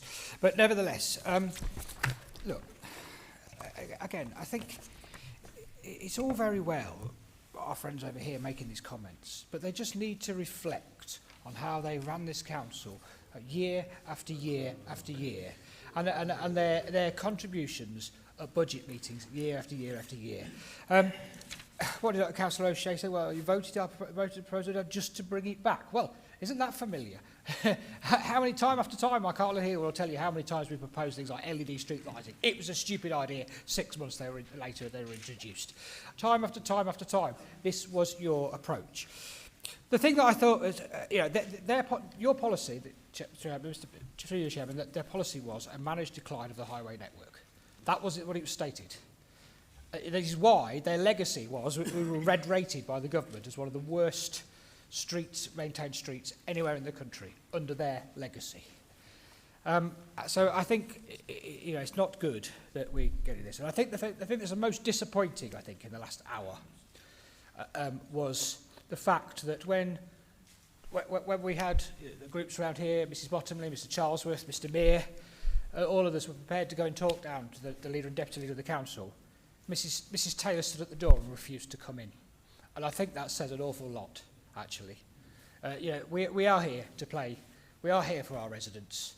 And if we really seriously wanted to sit down and work together, you would have come in and you would have engaged in those talks. Thank you, Chairman. Thank you, Mr Bray. Yes, if we can stay on the facts, please, that'd be great. Mr King, please. Chairman, what has just been demonstrated earlier on today is the most childish, infantile display of political poker, if I want to describe it as that, because I can't think of anything else to call it, by the group of councillors here who have demonstrated, in my view, that they don't really care too much about the residents of Leicestershire. What they care more about is what they can stick in their next political party leaflet that they want to whack out wherever they have councillors at the moment. They deliberately sabotaged our well-thought-out, well-reasoned proposals earlier, which would have seen over £3 million invested in improving pavements around the county. £160,000 will hardly touch one pavement on one street, I suspect, let alone two. It's all very petty. It's all very personal. It all smacks of somebody who couldn't open a sweetie jar, to be quite frank. It's not serious. It's a fig leaf. And it's an insult to ourselves, to other members on other parties, and to the taxpayers of Leicestershire, quite frankly. And it is, I mean, Mr Brace just said we were red ragged the highways and that was our legacy. No, the legacy is, but in your amendment, you're not even coming forward with a proposal to invest any more in highways. So you say it's a problem, but you've got no deal that you've cut with reform with the administration group to bring forward extra investment into highways. So I'm not really sure what the purpose of abstaining on perfectly good proposals was earlier, and then to try and half-cut some of them into your own amendment at the last minute. I really find that, as I said, it's insulting, it's disingenuous, all those things. I could lose a lot of adjectives, Chair, and I'm not sure that would be terribly helpful, but I have to say my residents in my area will feel mightily annoyed that we are doing nothing to address the fact that forward funding of infrastructure and large-scale developments is not being addressed by this budget, and nothing in this amendment is going to address that. And I know Mr Mullaney likes buses, and I know he's always going on about increasing funding in buses, but again, 120,000, that might fund one bus route 1 year. It's again not going to really do an awful lot for the rest of the residents of Leicestershire. I'm sure he's got his where he thinks that might be happening. So I'm really think that these amendments are on. They had the opportunity earlier to have put those amendments through that we and the Labour and the Green members supported on a cross-party basis. They chose not to do that, and they've just indulged in the equivalent of Punch and Judy politics for their own warped reasons, which I cannot fathom for the life of me. But that's where I am. Thank you, Chair. Okay, thank you very much. I think I've got the measure now that people aren't very happy, but we are where we are, and I would like to remind everyone to concentrate on what's before us, and for us to get to making a vote on this. I'd like to do it today. So I'd like to call now Mr Bradshaw, please. Thank you, Chair. So I'm a new councillor, and I was elected by the residents of my region. And what I see from our friends over there isn't going to give us, my residents, anything really. What I would have hoped was they would have supported us for the gully cleaning, because that would have stopped the flooding. That would have given my residents some cause for sleep at night when every time it rains. We've had 3 floods now in Syston, 3 floods, 23, 24, 25. If only they would have supported us, that would have given them cause to sleep at night. Thank you. Thank you, Mr. Bradshaw. Mr. Poland, please. Thank you very much, Mr. Chairman. Like Mr. Bradshaw says, and frankly, like all of us in this chamber, we were elected by our residents to come and serve them, talk for their interests, and ultimately to work together to the extent that we can do in order to make their lives better, their areas better, and ultimately through that the county of Leicestershire better. And I think actually, for the most part, we do that reasonably well. I work with Liberal Democrats on scrutiny, and it's a pleasure to do so. I work with Reform on scrutiny, and I've worked closely with Mr. Tilbury on a number of things. And again, it is a pleasure to do so because we get things done for the people of Leicestershire, which is what we're here to do. Which is why I found it incredibly disappointing that today we've seen the Liberal Democrats put party political games ahead of that goal. So today, Reform voted against an extra £3 million of investment in our pavements, in our villages, in our towns and our communities that we represent, and the Lib Dems abstained on that, presumably because they didn't believe that there should be an extra investment, because if they did believe there should be an extra investment, they would have voted for our amendment. They voted against making it safer for people in icy conditions with extra grip bins. That's people, that's vulnerable people, okay, who could slip and fall, that wouldn't otherwise need to if we had the extra investment this has put forward in this amendment. And we talked about Mr. Bradshaw talked about the extra money for gullies. Again, flooding is a big issue in my part of the world, as it is everywhere else. If we wanted to see the most naked example of political game playing today, it was my understanding when I woke up this morning that the Lib Dems were bringing a motion to stop Leicestershire Matters. I agree with that, by the way, and I agree with you on that. And today, you ended up not voting in favour of something that you woke up this morning but you were going to propose to do because we brought it forward, okay? Just because the Conservatives do it doesn't mean it's a bad idea, and we need to work across party on that, and I do find that absolutely disappointing that you've changed your mind just because it was a proposal of the Conservative group. Ultimately, £160,000 extra for footpaths. I mean, okay, it is better than a slap in the face, but as has been said by many colleagues here, that is a few footpaths across the whole of Leicestershire. That is next to nothing. The reality is, unless you are very lucky, you won't see a penny of that because you won't be near a footpath that's been affected by that 160,000. I will support the amendment because it is better than nothing. But when we could have had £3 million an hour ago, that is incredibly disappointing. It's like being found in, it's like you could have won £1 million on the lottery and instead you've got a fiver. Okay? Thank you. We appreciate that. The Lib Dems, it's winning here, playing politics here. Thank you, Mr. Poland. Mrs. Taylor, please. Thank you, Mr. Chairman. And I think this is just an insult to Leicestershire residents. Both the Lib Dems and Reform are playing party politics, and they're putting them before our residents. I'm not sure how you can vote against improvements to flooding and footpaths. I just don't understand how you can vote against that. And I've witnessed yet again just awful behaviour in this chamber. We have, I think, now witnesses the formal coalition of the Lib Dems and the Reform UK groups who have obviously been holding cross-party talks about this budget and had set this plan all out before this meeting. I think that's very, very clear now, so we will take that on board. We put forward very sensible amendments that both the Lib Dems abstained, which is just good as voting against it, and Reform voted against. What you've now put in is just Mickey Mouse money that you've put into the amendment. We were putting forward £3 million for footpath improvements, and you voted against it, apart from our Labour and Green councillors. but you're obviously now going to support just the 160k, which is probably going to do one footpath. Let's hope it's not in the Hinckley area.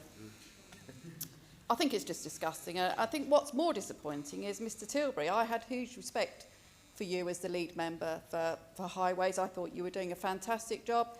You've been out and about supporting us, dealing with issues within our residents, but I'm really disappointed now that he voted against our amendment. I'm very sorry to actually witness that. So I think you should all be ashamed of yourself, and I think our residents will see through what's happened here this afternoon. Thank you, Mr Chairman. Thank you, Mrs Taylor. Mrs Seaton, please. Oh, sorry, Mr Smith, sorry. Thank you, Mr Chairman. I've made quite a lot of notes, actually. Obviously, I appreciate some of the Reform group today are probably really worried about this new party and some of them defecting over to it. But I didn't realise we had the birth of a brand new party here today, which is the Liberal Reformers, because that seems to be what's happened with this collusion between the two of you. Because between the two of you, what you've actually done is harm the residents of Leicestershire. Two of these ideas that I put forward, I'm not taking all credit for it, we work as a group. I was particularly passionate about the grit bins. I had over 200 suggestions from residents during the recent bad weather. I'd also done a full map of North West Leicestershire where these residents would like to see these bins. What's been proposed is 50% of the max of £5,000. These bins are £300 each. Do the math, ladies and gents. You're going to get one, maybe two in your area, that's it. We had a real opportunity to put grit bins where residents need them, and you don't have the courage, members do not have the courage, and, well, Lib Dems abstain, nothing new there. You were elected to make decisions, and you can't even bother to do that. It's absolutely awful. 16 years Mr Bray's been here, 16 years. I don't think any of our group have actually been here. Possibly one, two, sorry, I do apologise. Mr Smith, can you talk to me, please? Not of to your course, I'll group. just make a reference to make sure I got my facts Don't correct, do it Chairman. again, thank you. So 16 years, we have two members. Out of the, they reference as well that during the last administration, there's only 3 members of cabinet on this administration, now, this opposition, that were here before. Why does he need to be so bitter about what happened 15, 16 years ago? He needs to get over it, really. We were elected last year to make decisions for our residents, Mr Chairman. And by putting £160,000 forward for road surfaces, 160,000, we proposed 3 million. Again, that's a figure that I came up with, because that's what I thought might scratch the surface of just the worst affected roads in Leicestershire. Just scratch the surface. 160k, Mr Chairman, would probably not even do most of our drives. It's absolutely ridiculous. The residents of Leicestershire have lost out today because you guys have not got the courage to stand up for them and do what they need. You'd rather play party politics. Shame on you all, Mr Chairman. We do live in a democracy, and we have been democratic here this afternoon. Mr Meyer, please. Cheers. Thank you, Mr Chairman, and I can understand why things are feeling as they are, and but let's put some perspective in now. Councillor Taylor, you're right. Your group put some great amendments that we supported.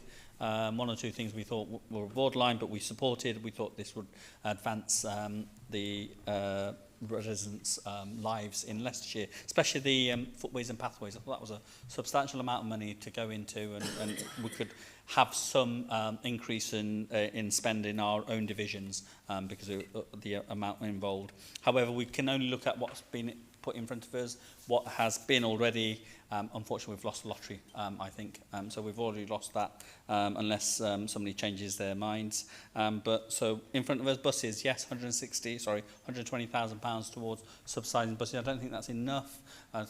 Today I've just wrote back to one of our officers to say the bus timetables that the bus companies proposed to change are very restrictive, and residents have written to me in Loughborough to say that they'd like their bus services back, and it's very disappointing when it does happen. I can understand the commercialisation of it, but 120,000 will go to some way, and I'll be writing in asking for a service to be reinstated if at all possible with that money. But you're right, it's not going to go much, and it's not going to scratch the surface, but it's there, and let's have a look at it. Environmental maintenance, so weed spraying and visibility of grass cuts. So yeah, we can only welcome that. People want their areas to look nice, neat and tidy. Again, it's a small amount, but something is better than nothing, and it's been mentioned before. So we're happy, the Labour Group's happy to support these amendments here. The grip bins, yeah, we're not going to get much out of it, but it's been put back in. We supported it before, so we'll support this small amount as well on that one as well. 160,000 on the footpaths though. Yeah, really have to breathe a sigh of relief that is being put back in. No, let's move back on. Something is better than nothing. I don't know what we'll get with the 160,000. It's a move in the right direction, I think. We're happy to support these amendments because they make sense rather than the quantity of it. Maybe we can work next year, the budget scrutiny panel committee, up with all the leaders. That might work. It seems to have worked at this moment in time, and I think nobody should be calling out any other councillors in this chamber when the actions of a certain group have led us to this. So yeah, Councillor Taylor, nobody holds you to thingy. Your group has made sensible amendments being put forward, haven't been accepted, so you shouldn't be called out on when other things have been changed and you haven't had a chance to have a say in that as well.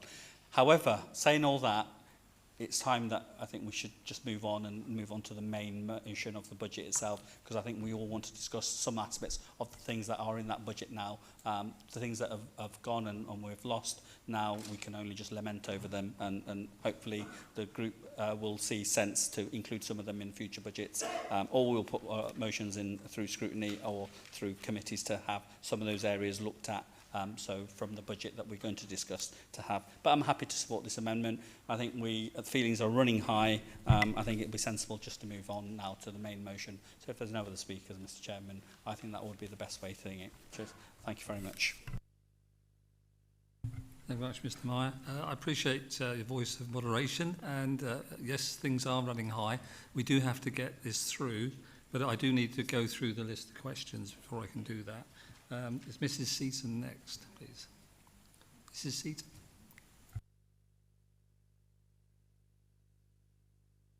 Then by you, I thought rude. I needed to have my little say, I suppose. I don't really give a damn who did what, when, why, and whom.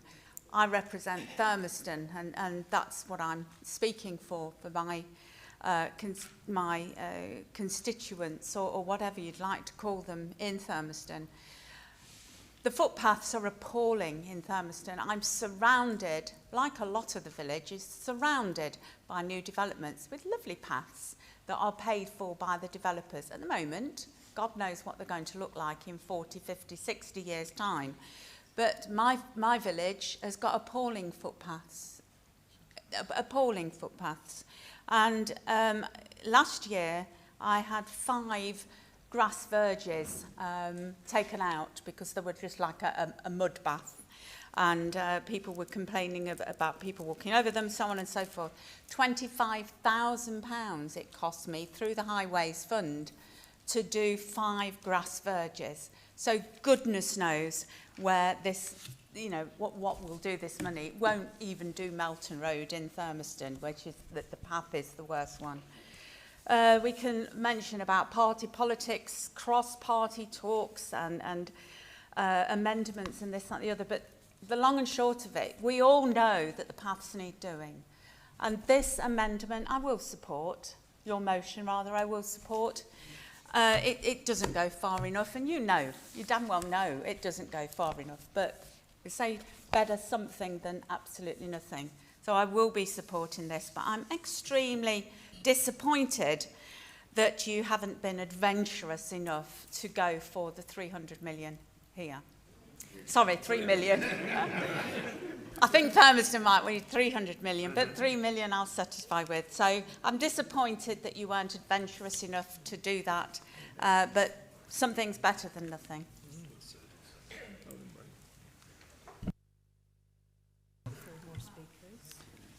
Okay, thank you so much, Mrs. Seaton. We have 4 more speakers, and then I'm going to close the debate. So, Mr. Balls, next, please. Chair, I think my comments have been raised, and in light of Mr Mayor's comments, I'm happy to not speak on this item. Thank you. Thank you. Mrs Page, please. Thank you, Chairman. That's the way to do it. What a wonderful Punch and Judy show this has been. I don't actually care what happened in the past either. And I think it is really, really sad that we're playing a political game on where we are sort of trying to get payback for all the years of effective Conservative administration at the disadvantage of our residents. I think it's really sad. I'm sad that the amendment didn't go through, but I'm not going to harp on about it. And I will forgive the members on the opposite benches. Some of them may be a little bit naive and do not realise what political games are being played. Others might be very acquainted with the political game and are using it to their advantage. And whilst I like rural buses in my area, well, £120,000 might just buy a bus route for Hinckley. But hey-ho, here we go, and I'm not going to deny any residents anything. As somebody said before me, a little bit is better than nothing. I could be very, very pathetic and say I abstain or I'm voting against it because it's all wrong, but I'm not. I'm going to stand here and I will be an adult and I will vote for it as an adult for the residents because every little is better than nothing. But I also know what the political game is. What's going to happen next is whoopie-doo-dah, the Conservatives supported our amendments. It will be in all of the leaflets. The Conservatives supported our budget. Yes, so we did.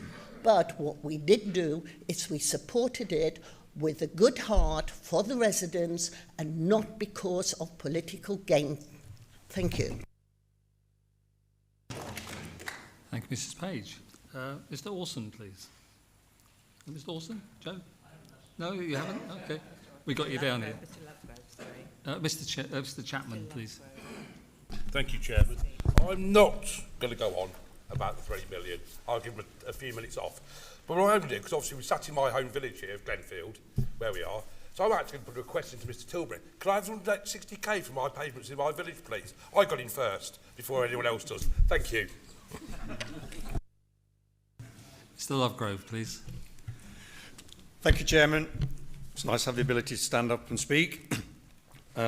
Expression I hear quite often and use is, when things go well, you learn something from it. But when things don't go well, you learn twice as much. And I hope that's a lesson for Reform and Liberal Democrats that will not put through this again in the future.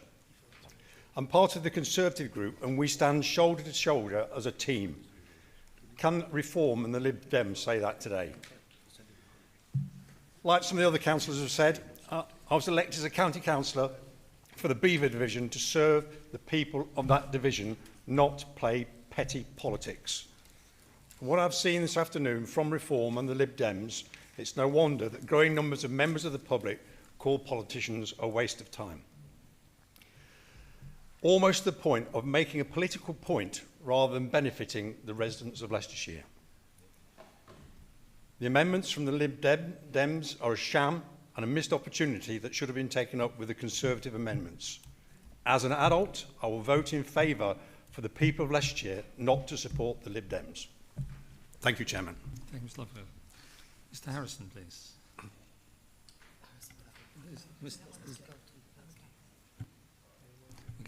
We're getting sorted here. Mr Galton, please. Would you like to reply? Thank you, Mr Chairman. So I'm speaking on replying to the amendment that Mr Delaney's moved and picking up some of the issues that have been made. The actual increase in the pavement budget will go up from 500,000 to 660. So as a percentage increase in the budget, it is fairly substantial. I'm sorry the 500,000 isn't a lot more as the base budget, but you know, we know why that is the case. And I might take some of this hand-wringing that we've heard from colleagues on this side more seriously if you hadn't spent 15 years dismantling the services that this council's run. There are consequences of year-on-year budget reductions, Mr. Chairman, and the chickens are coming home to roost, I'm afraid. The underinvestment that's taken place on our highways, on our pavements, on our gullies and so on, I'm afraid you can't ignore that. Yes, you've attempted to try and put some of that back in the amendment today, but it doesn't scratch the surface, and we would admit that we're not scratching the surface because the cuts that have been made over the 15 years are so fundamental, so massive. And, you know, I think it was Mr. Smith talking about taking responsibility and showing what's gone in the past. You know, year on year, you know, there was endless trips down to London to try and get a better deal for Leicestershire by the leadership at the time.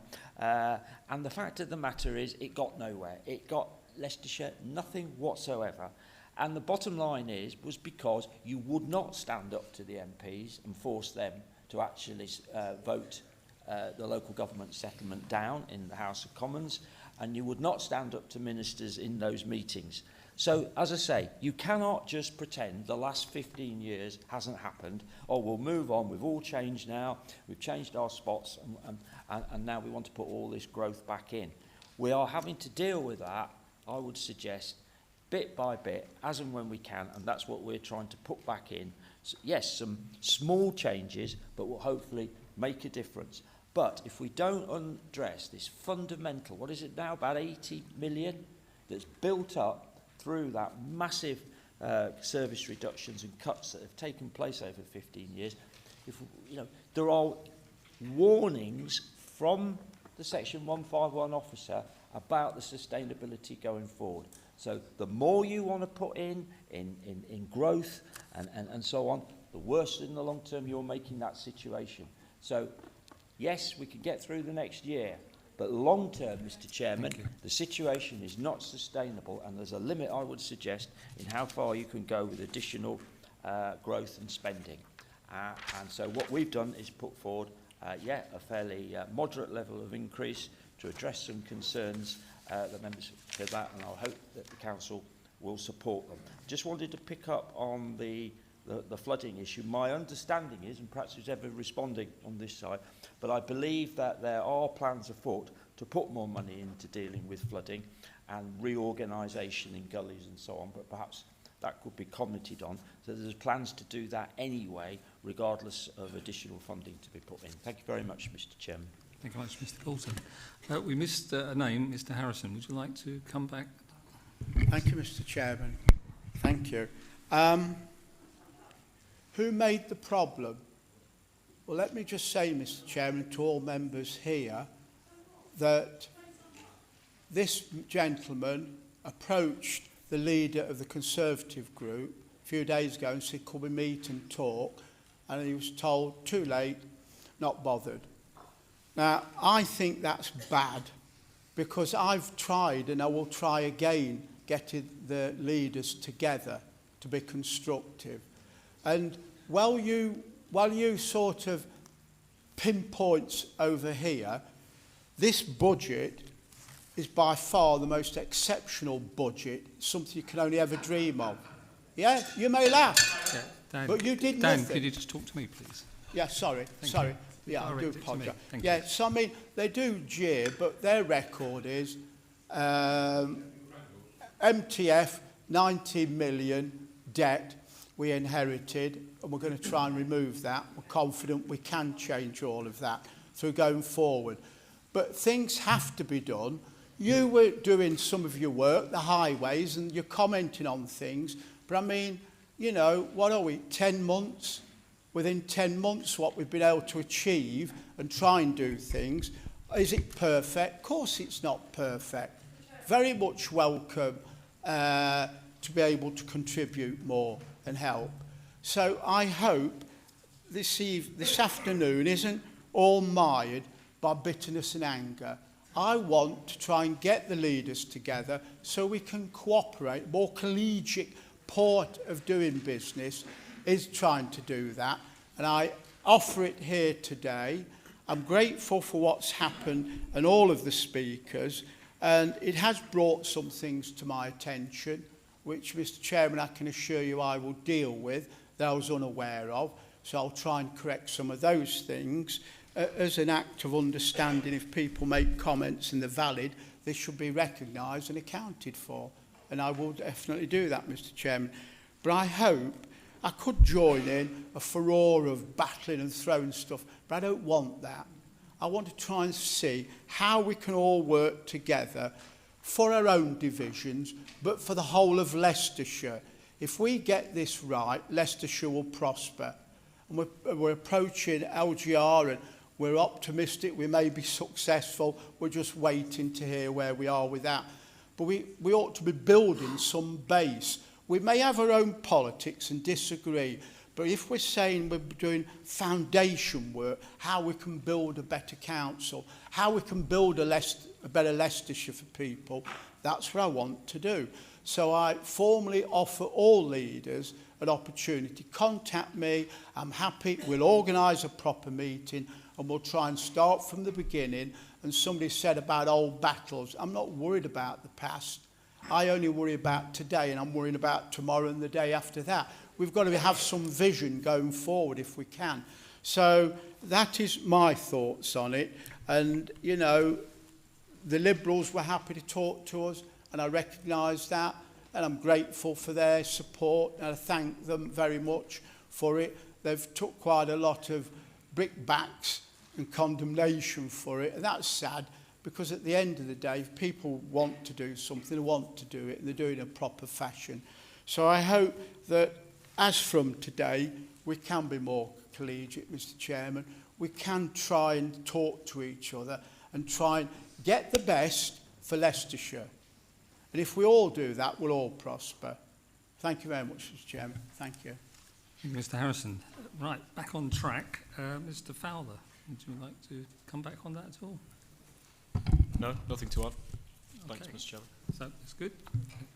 Okay, we can now go to move to the vote on the amended amendment moved by Mr. Mullaney. I pass it over to Fiona to record the vote. Thank you. So Mr. Abbott, Mr. Bailey, Dr. Bloxham, Mr. Bohm, Mr. Bulls, Mrs. Bottomley, Mr. Bradshaw, Mr. Bray, Mrs. Broadley, Miss Butler, Mr. Chapman, Mr. Charlesworth, Mr. Cook, Mr. Crook, Mrs. Danks, Mr. Durrani, Mr. England, Mr. Fowler, Mr. Galton, Mr. Gamble, Ms. Gray, Mr. Grimley, Mr. Hamilton Gray, Mr. Dan Harrison, Mr. Paul Harrison, 4. Dr. Hill, Mr. Holt, Mr. Innes, Mr. King, Mrs. Knight, Mr. Lovegrove, Mr. MacDonald, Mr. Meelan, Mr. Mear, Mr. Morris, Mr. Mullaney, Mr. O'Shea, Mr. Orson, Mr. Page, Mrs. Page, Mrs. Pendlebury, Mr. Piper, Mr. Poland, Mr. Pugsley, Mr. Akiki, Mr. Robinson, 4.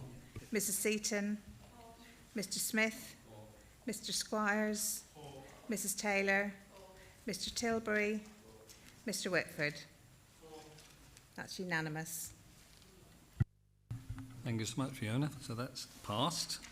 We're just having a little check just to see if we need a short adjournment just to get the paperwork in line. Are we okay?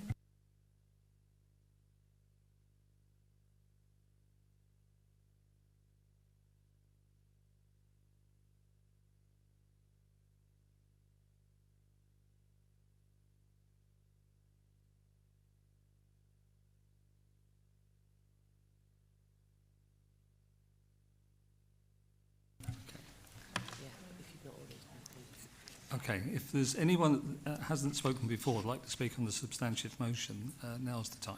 Thank you. Mr. Charlesworth, please. Thank you, Chair. I suppose I'm fortunate in that I am above tribal politics, because it's not been the most edifying spectacle today, that's for sure. But we have reached a compromise. When I first saw the administration's budget, I thought,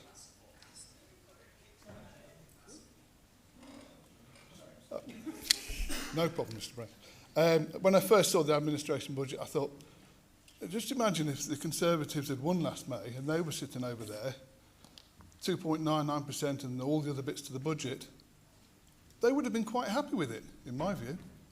And it would have been the opposition, Liberal Democrats, probably putting up the various amendments that we've seen today.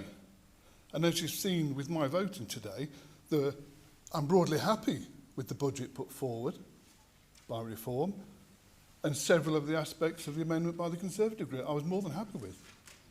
Likewise, Liberal Democrat amendment, which is now the substantive, happy with several of those bits. I would really have liked to see more on drain and gully clearance, and I was thankful that the leader invited me into the chamber when we had the adjournment, and I made that point to him. But of course officers would say to me, well, where's the money coming from? And officers were good enough prior to this to keep me informed of budget movements, and they sent me the full asset list. And you know, we have, I don't know when they were valued, but you have £6 million worth of paintings that neither my residents or any of other residents of the councillors in this chamber are ever going to see. There is collections residents are never going to see. Buildings, land, millions of pounds worth of stuff tied up that people are never going to be able to see. In my view, get rid of what you can get rid of. I don't want us to fall into the state that Northamptonshire was, where they lost their museum accreditation. I don't want that. But there is stuff we can get rid of that would finance all that we've mentioned today quite easily. Yet we don't look at our assets in a way we should. Like I say, there were aspects of everybody's amendment and budget today that I could have supported. And I do agree with a Conservative mentioned it earlier. October, I think it was a Conservative, discussions taking place to find a compromise. We failed badly to do that, and that's a failure of politics and politicians. Why we don't get together? We've reached a compromise. I know it's been described as a fig leaf, but what's a fig leaf for somebody else might not be a fig leaf for others. We've got to a state now. Let's move on with it. I will support this budget. Mr. Charlesworth. Mr. Meyer, please. Cheers, thank you very much, Mr. Chairman. When the first budget was released, and thank you, Mr. Fowler, for presenting it. I think you were very critical of Labour, or saying we hadn't funded enough, but actually, if you look back and the amount of funding that's coming, and also the slide that was given to us by our directorate last week, there's more money coming to the County Council than has ever been before since the time I've been a county councillor, or in recent memories. And so much so that we've had to actually make another reserve to put the extra money in, and some of that money has been spent today in the Liberal Democrat amendment, no doubt. So welcome Labour actually funding the Liberal Democrat amendment. So that was amusing. However, you know, budgets are budgets, and it's very tough to think, actually, can I support it? Can I support it? What's this budget about? Will it bring benefits to our residents, my residents, and will the outcome be any different if any other party was in power? And the thing is that on the surface of this budget is just a continuation, I think, of previous budgets, and the MTFS is definitely a continuation of previous budgets that I've seen in this chamber.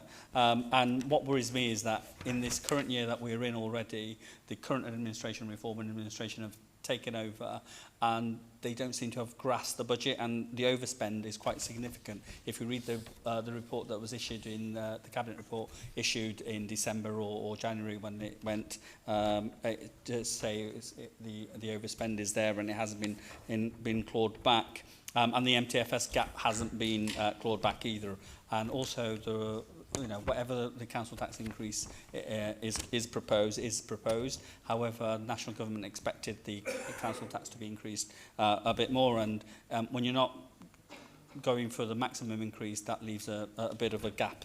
And then to say that we're going to have funding shortfalls and what that might entail in the future, it's very hard pressed to say actually government have given us the money that we've decided for, but we've not made a tough decision locally to maximise our income. So that's a bit of a tough ask when you say in future years we've got to potentially cut services to do balance the books, as I say.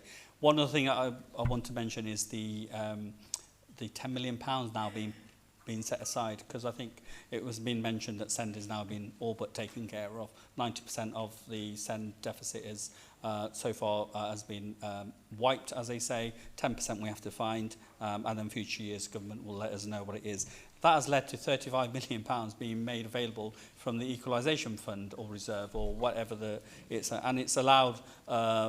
It has given the freedom to the administration to put £10 million into LGR. So the cost of LGR is pretty much all but covered in the immediacy. And the second thing is they've given £10 million more to Newton, I believe, to work up the services that they're going to, the savings that they're going to be proposing. So in essence, to forward fund those savings. So it'll be interesting to see how that develops. And I am worried that we've already given potentially Newton 1.4 million, 1.5 million.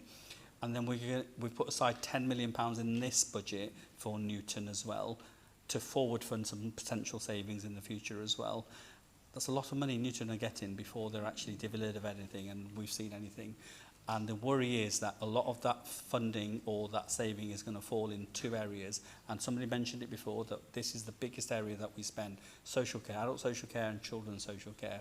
And we had some sort of caveat from the leader that actually those areas will be protected. But I don't know when 80% or 75% of the spend this council does in those two areas, how those areas can be protected. And there is a paper that's published with this report, with the budget reports, and it's in one of the appendices where it lists the areas that Newton are looking, and adult social care is in there, and children's social care is in there. So I don't think I don't think I can support a budget that puts aside £10 million for an outside consultant to come in and in essence slash the budgets of those two big areas, and for that reason I won't be supporting this budget. Thank you. Thank you very much, Mr. Meyer. Ms. Gray. Thank you, Chair. I have concerns about a budget that, based on a 2.99% council tax rise, projects a rising revenue gap over 4 years from 18 million in the first year, 36 million in the second year, then 85 million by the fourth year. It's difficult to square this dire financial forecasting with a commitment to providing the services that our residents deserve and that they rely on. It seems that, according to this budget, the only way to plug the gap is through the, at this point, largely hypothetical savings to be achieved via the efficiency review. But I would question how any further savings can be achieved without negatively impacting some of the most vulnerable of our residents. And I would point to the proposed closure of 4 specialist SEND nurseries as a precursor of the harsh decisions likely to come with this kind of unsustainable budget position.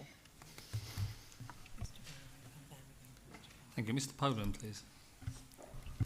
Thank you very much, Mr. Chairman. There's been a number of speeches today from part of the chamber, and Mr. Harrison's been very open in attacking the previous administration's budget, describing it in very negative terms. But I would just like to remind Mr. Harrison he has got exactly the same voting record as I have for previous budgets. We joined this chamber together back in 2017 on 8 different occasions before today. We came here and voted for a budget.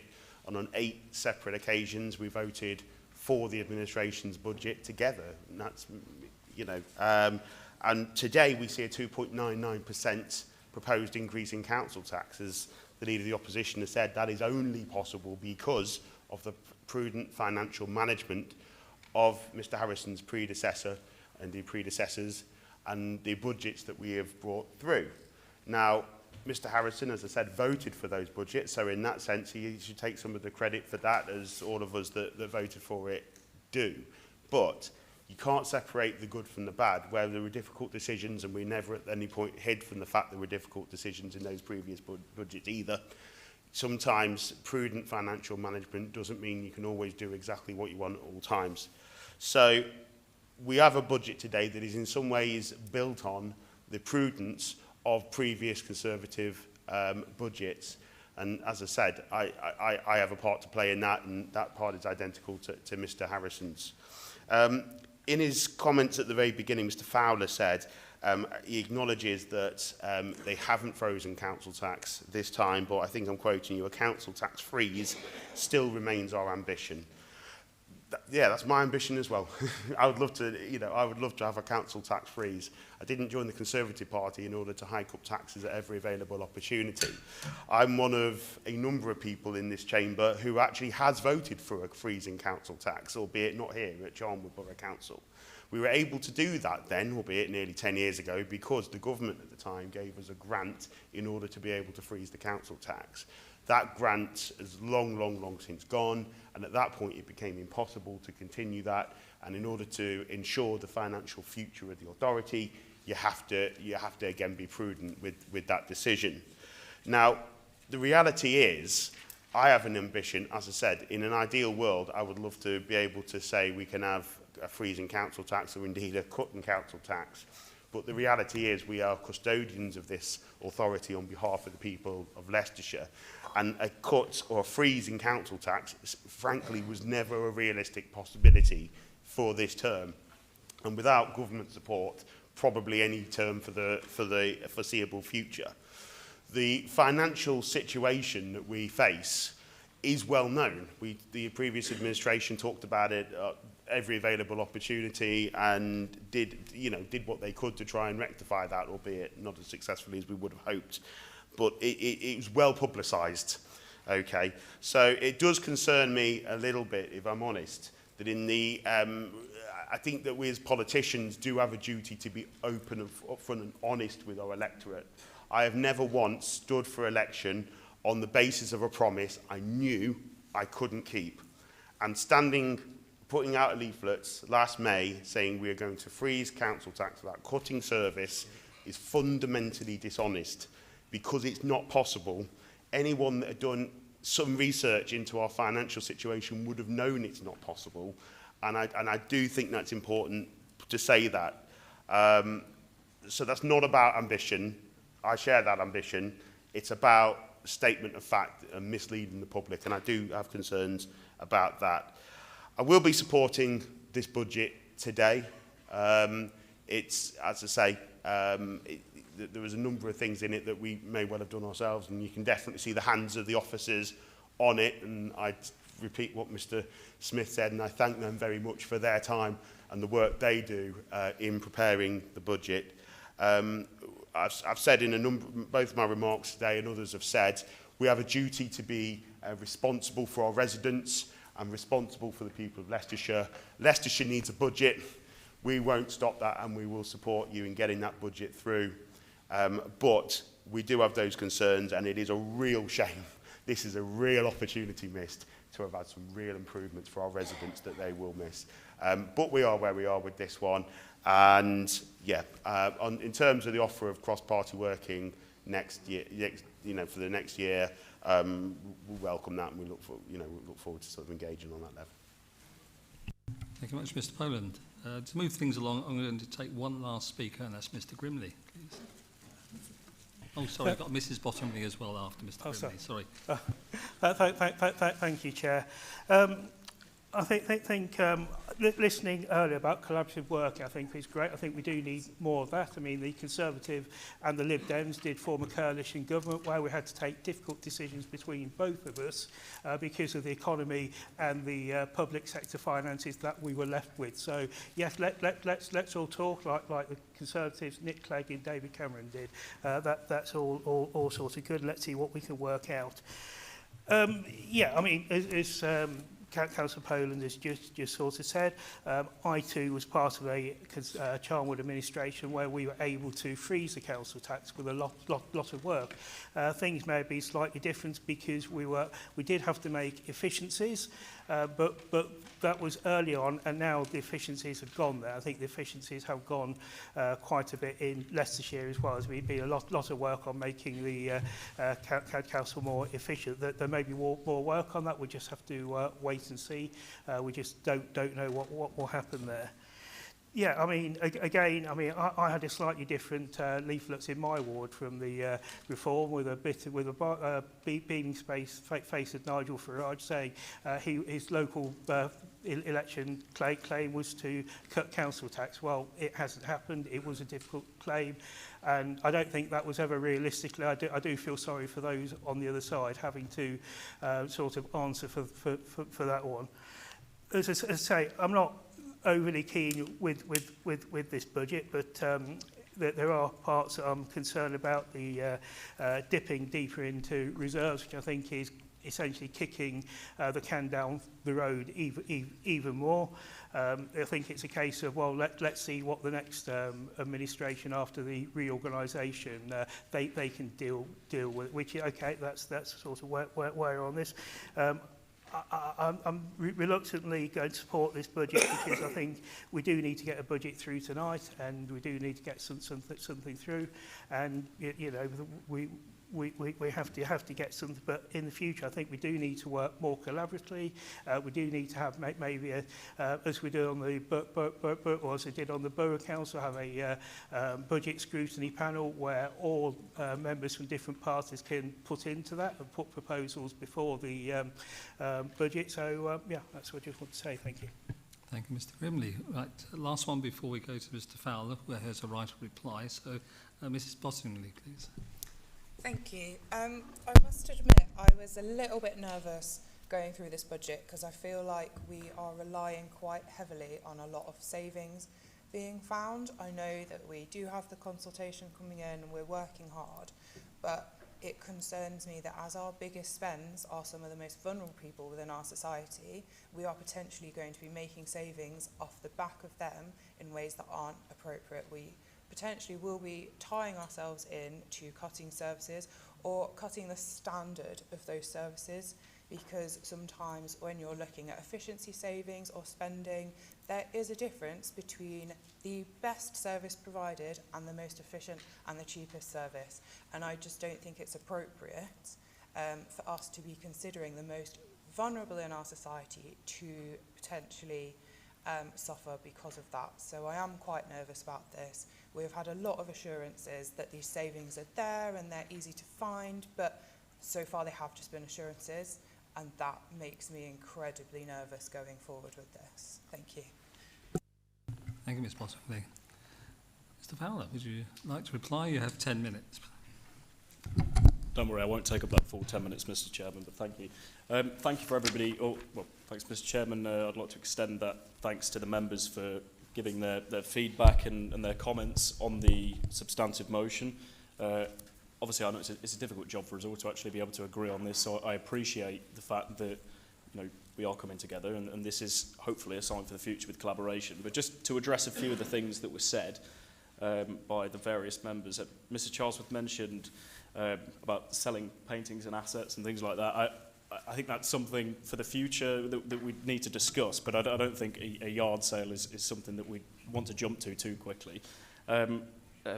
Mr. Meyer made some interesting points. Yes, the Labour government has given us some money, and I think party politics aside, we have to give some credit where credit's due, and we do appreciate any extra funding, so I think that's only reasonable to say. But on the same score, as I've mentioned in my opening speech, that only goes so far.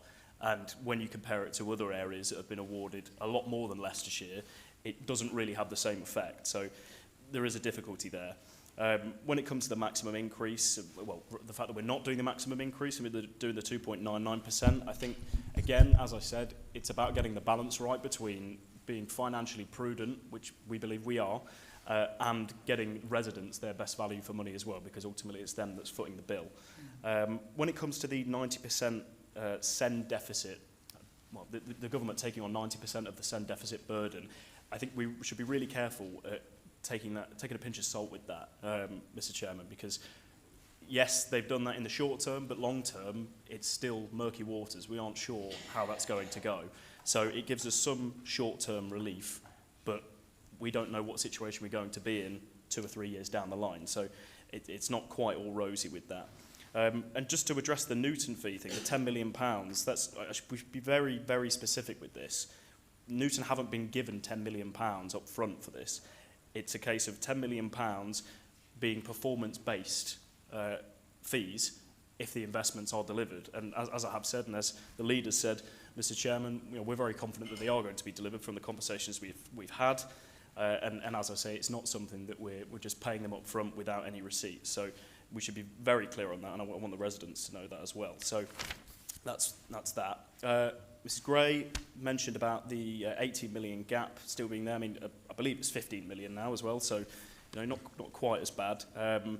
But we must stress as well that long-term forecasts are still better off than last year. I mean, as I said in the starting point, the forecast for, I believe it was 27-28, this time last year, was over double what it is now. So the long-term trajectory of the deficit is reducing. So even if we may be having to dip into budget equalisation reserves, yes, again, that's not financially prudent long-term.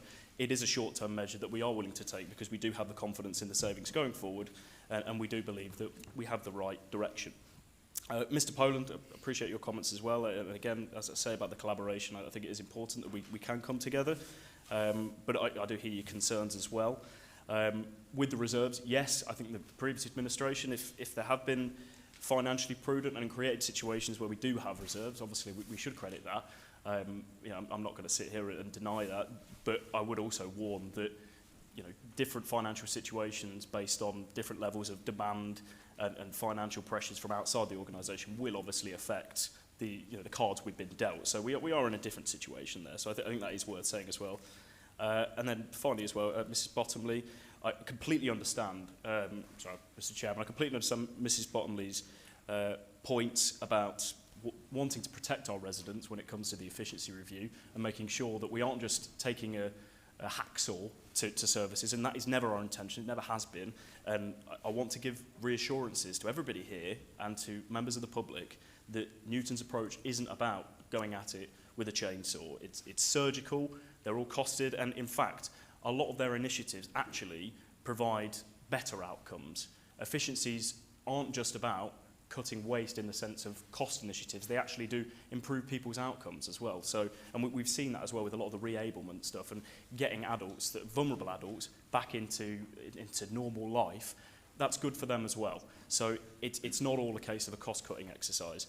But yeah, no, I really appreciate everybody's comments on this budget, and as others have said here, I think we do have a duty to deliver a budget for the people of Leicestershire. So I'm glad we can put aside some minor disagreements here and there. But yeah, that's all I've got to say, Mr. Chairman. Thank you very much, Mr. Fowler. Okay, we're now going to go to recorded vote on the substantive motion. I'll ask Fiona to clarify what the substantive motion is before she records the vote. Thank you. So just to clarify, the substantive motion is the original motion on the budget as amended by the Liberal Democrat motion that has just been passed. Liberal Democrat amendment that's just been passed. So we go to the recorded vote. So Mr. Abbott. Mr. Bailey. Dr. Bloxham. Mr. Bohm. Mr. Bowles. Mrs. Bottomley. Mr. Bradshaw. Mr. Bray. Mrs. Broadley. Miss Butler. Mr. Chapman. Mr. Charlesworth. Mr. Cook. Mr. Crook. Mrs. Danks. Mr. Durrani. Mr. England. Mr. Fowler. Mr. Galton. Mr. Gamble. Ms. Gray. Mr. Grimley. Mr. Hamilton Gray. Mr. Dan Harrison. Mr. Paul Harrison. Dr. Hill. Mr. Holt. Mr. Innes. Mr. King. Mrs. Knight. Mr. Lovegrove. Mr. MacDonald. Mr. Meelan. Mr Mear? Mr Morris? Mr Mullaney? Mr O'Shea? Mr Orson? Mr Page? Mrs Page? Mrs Pendlebury? Mr Piper? Mr Poland? Mr Pugsley? Mr Akiki? Mr Robinson? 4. Mrs Seaton? Mr Smith? Mr Squires? Mrs Taylor? Mr Tilbury? And Mr Whitford.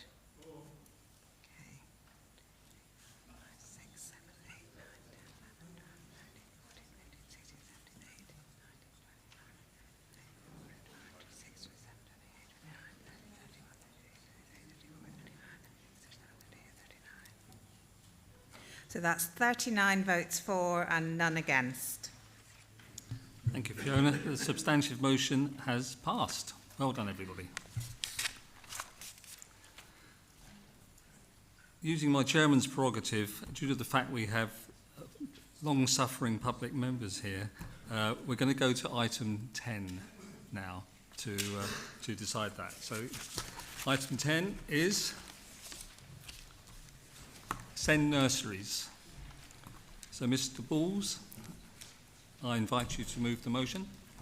Chairman, before Mr Bulls moves that, Mr Cook has realised he has another registrable interest in this motion and will not take part in the debate.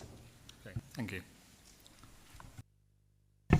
Thank you very much, Mr Chairman, and I'm delighted to bring this motion forward right now because having listened to the budget, there was obviously going to be pressures affecting SEND provision across the county for the foreseeable future. And having read the consultation that's currently out there, I think timeliness is of the essence. We need to be saying things now and making sure every single user of those SEND nurseries, children, families, the staff that are present today, know we are on their side in this battle.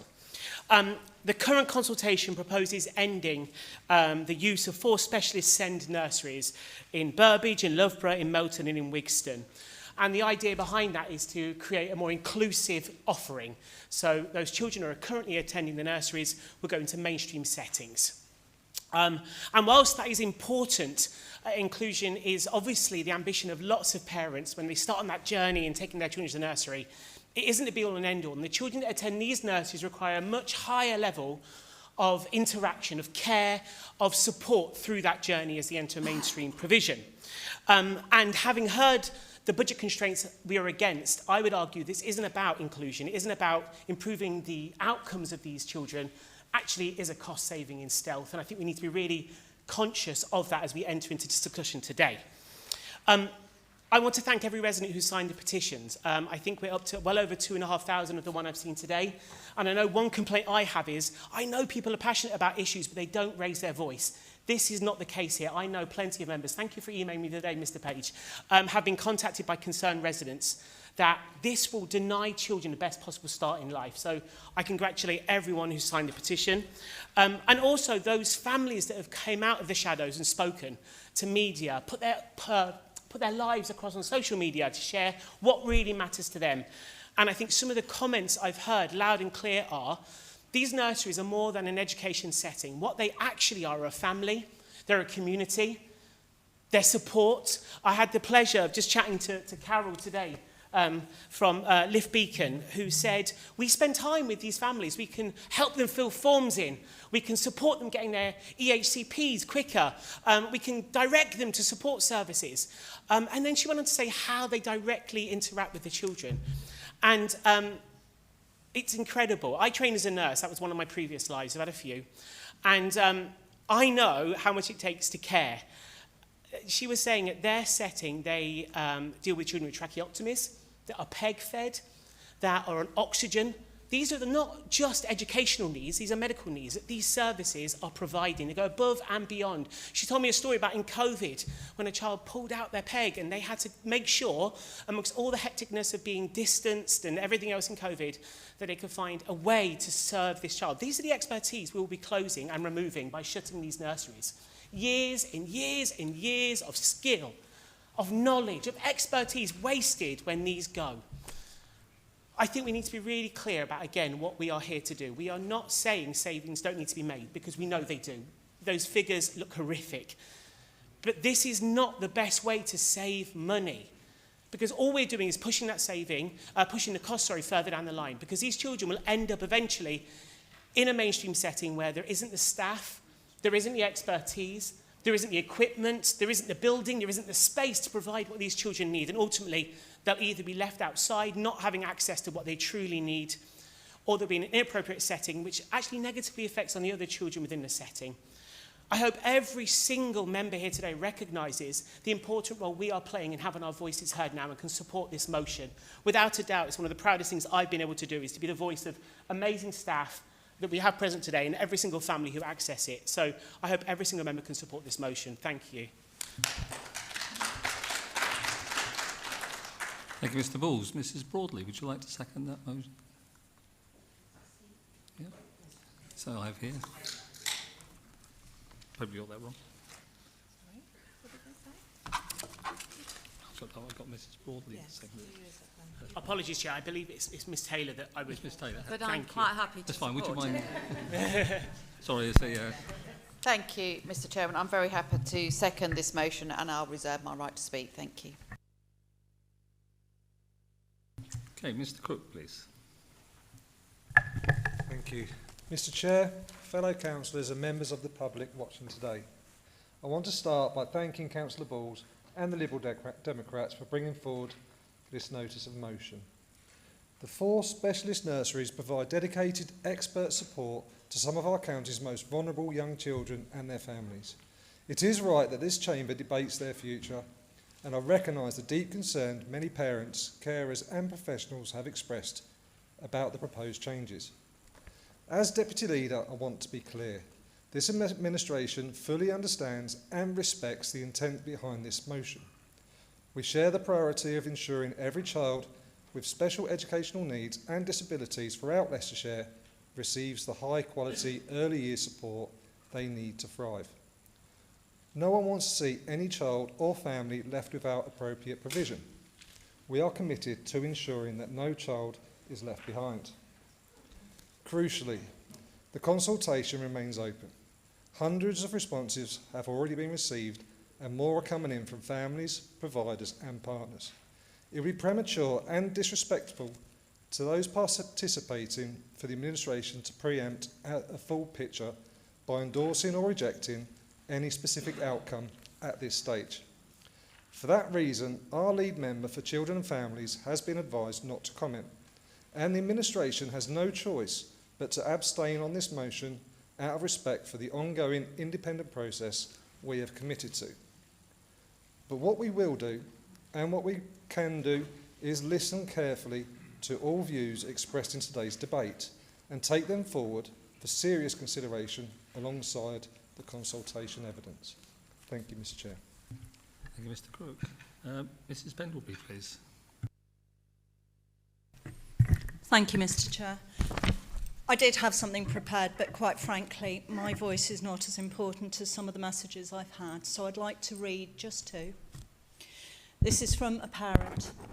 I am writing to you as a parent, deeply concerned by the proposed closure of 4 specialist nurseries across our county. This decision is not just a budgetary adjustment, it is the removal of a fundamental lifeline for the most vulnerable children in our community. I speak from direct experience. I have seen firsthand how these settings transform lives. My eldest daughter attended one of these nurseries. Before she started, she struggled to communicate, but the expert, intensive support she received helped her find her voice.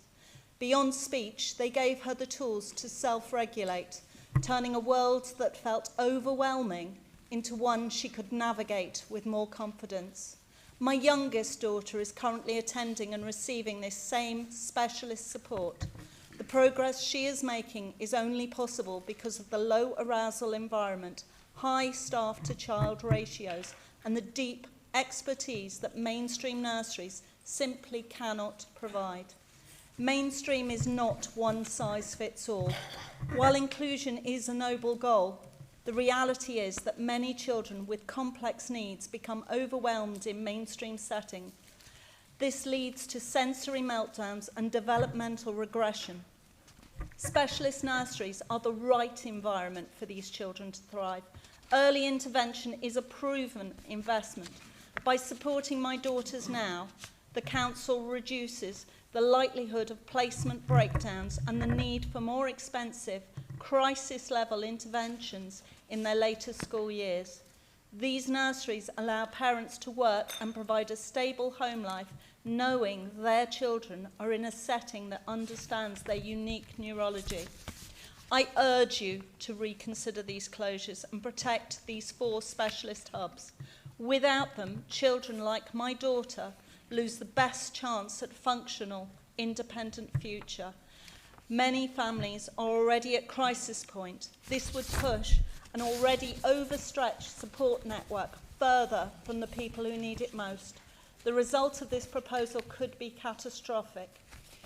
The lady who wrote this has allowed me to give her name as well. Her name is Zenobia. She's a parent of 2 children with special educational needs. And another, shorter, I promise, I mean, the main thing in early years is that early intervention and high standards of teaching is key. Yet the County Council are looking to remove teacher status. The extra pressure that potential closure of specialist nurseries will bring, it will have a huge impact on the team that support us parents when we need them to have highly qualified and experienced early years advisors the most.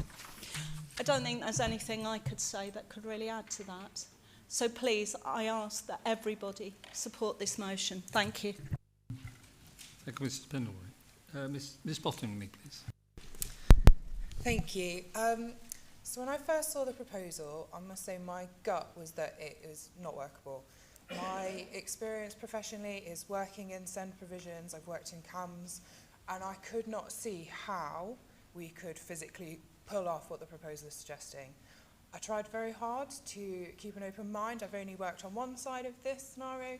I'm new to the political side, so I've spent weeks trying to get the evidence that this proposal will work. I thought if we're putting this forward, we must have the data, some strong evidence, and things that would put my mind at rest that it is going to work, it has been thought through, and it's not going to be a detriment to the children that we're working with. Personally, that information has been elusive at best. I've struggled to receive any information or even replies from people in Cabinet or in the administration, which has kind of led me to believe that my gut was right. We don't have the evidence that this is workable, and without that, it is really, really irresponsible to be doing these kinds of changes. We're talking about some of the most vulnerable children in society who need some of the most intense support. We're talking about children who need not only educational support, they need medical support, and their families need support. In previous professional experiences, I've worked with children who, are peg-fed, who have to take medication in really intimate ways. These are not children that we can just move into mainstream with £10 extra an hour and think they're going to be okay. We're looking at children who might need hoists. We can't put a hoist in every single mainstream nursery. And I've had absolutely nothing to demonstrate that this is workable. So for that reason, and a million other reasons that have already been mentioned, I will wholeheartedly support this motion, keeping the children and their families at the front and centre of everything I'm doing right now. Thank you. Thank you, Ms. Bottomley. Mr. Mullaney, please. Thank you, Mr. Chairman. I speak in support of this motion to keep the 4 special educational needs nurseries in Leicestershire open. The 4 nurseries, Sketchley Hill, Memphis in Burbage, Memphis in Wigston, the Lift Beacon in Loughborough and Oasis in Melton, do tremendous work. They are highly valued by the parents and families of the children who attend the nurseries, and we do hope the County Council will listen today and support our motion today, and hopefully we will see these nurseries continue.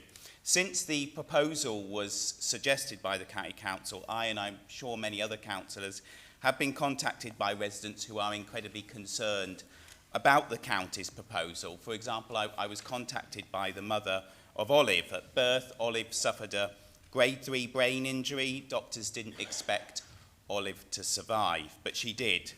Olive has a diagnosis of cerebral palsy, epilepsy, global development delay, a partially dislocated hip, scoliosis, and is registered blind, and she's fed via a tube. With such complex needs, her parents thought that nursery would be impossible for her, but they were told that when she was 2, she would be able to attend Memphis in Sketchley Hill, and they would be able to accommodate her.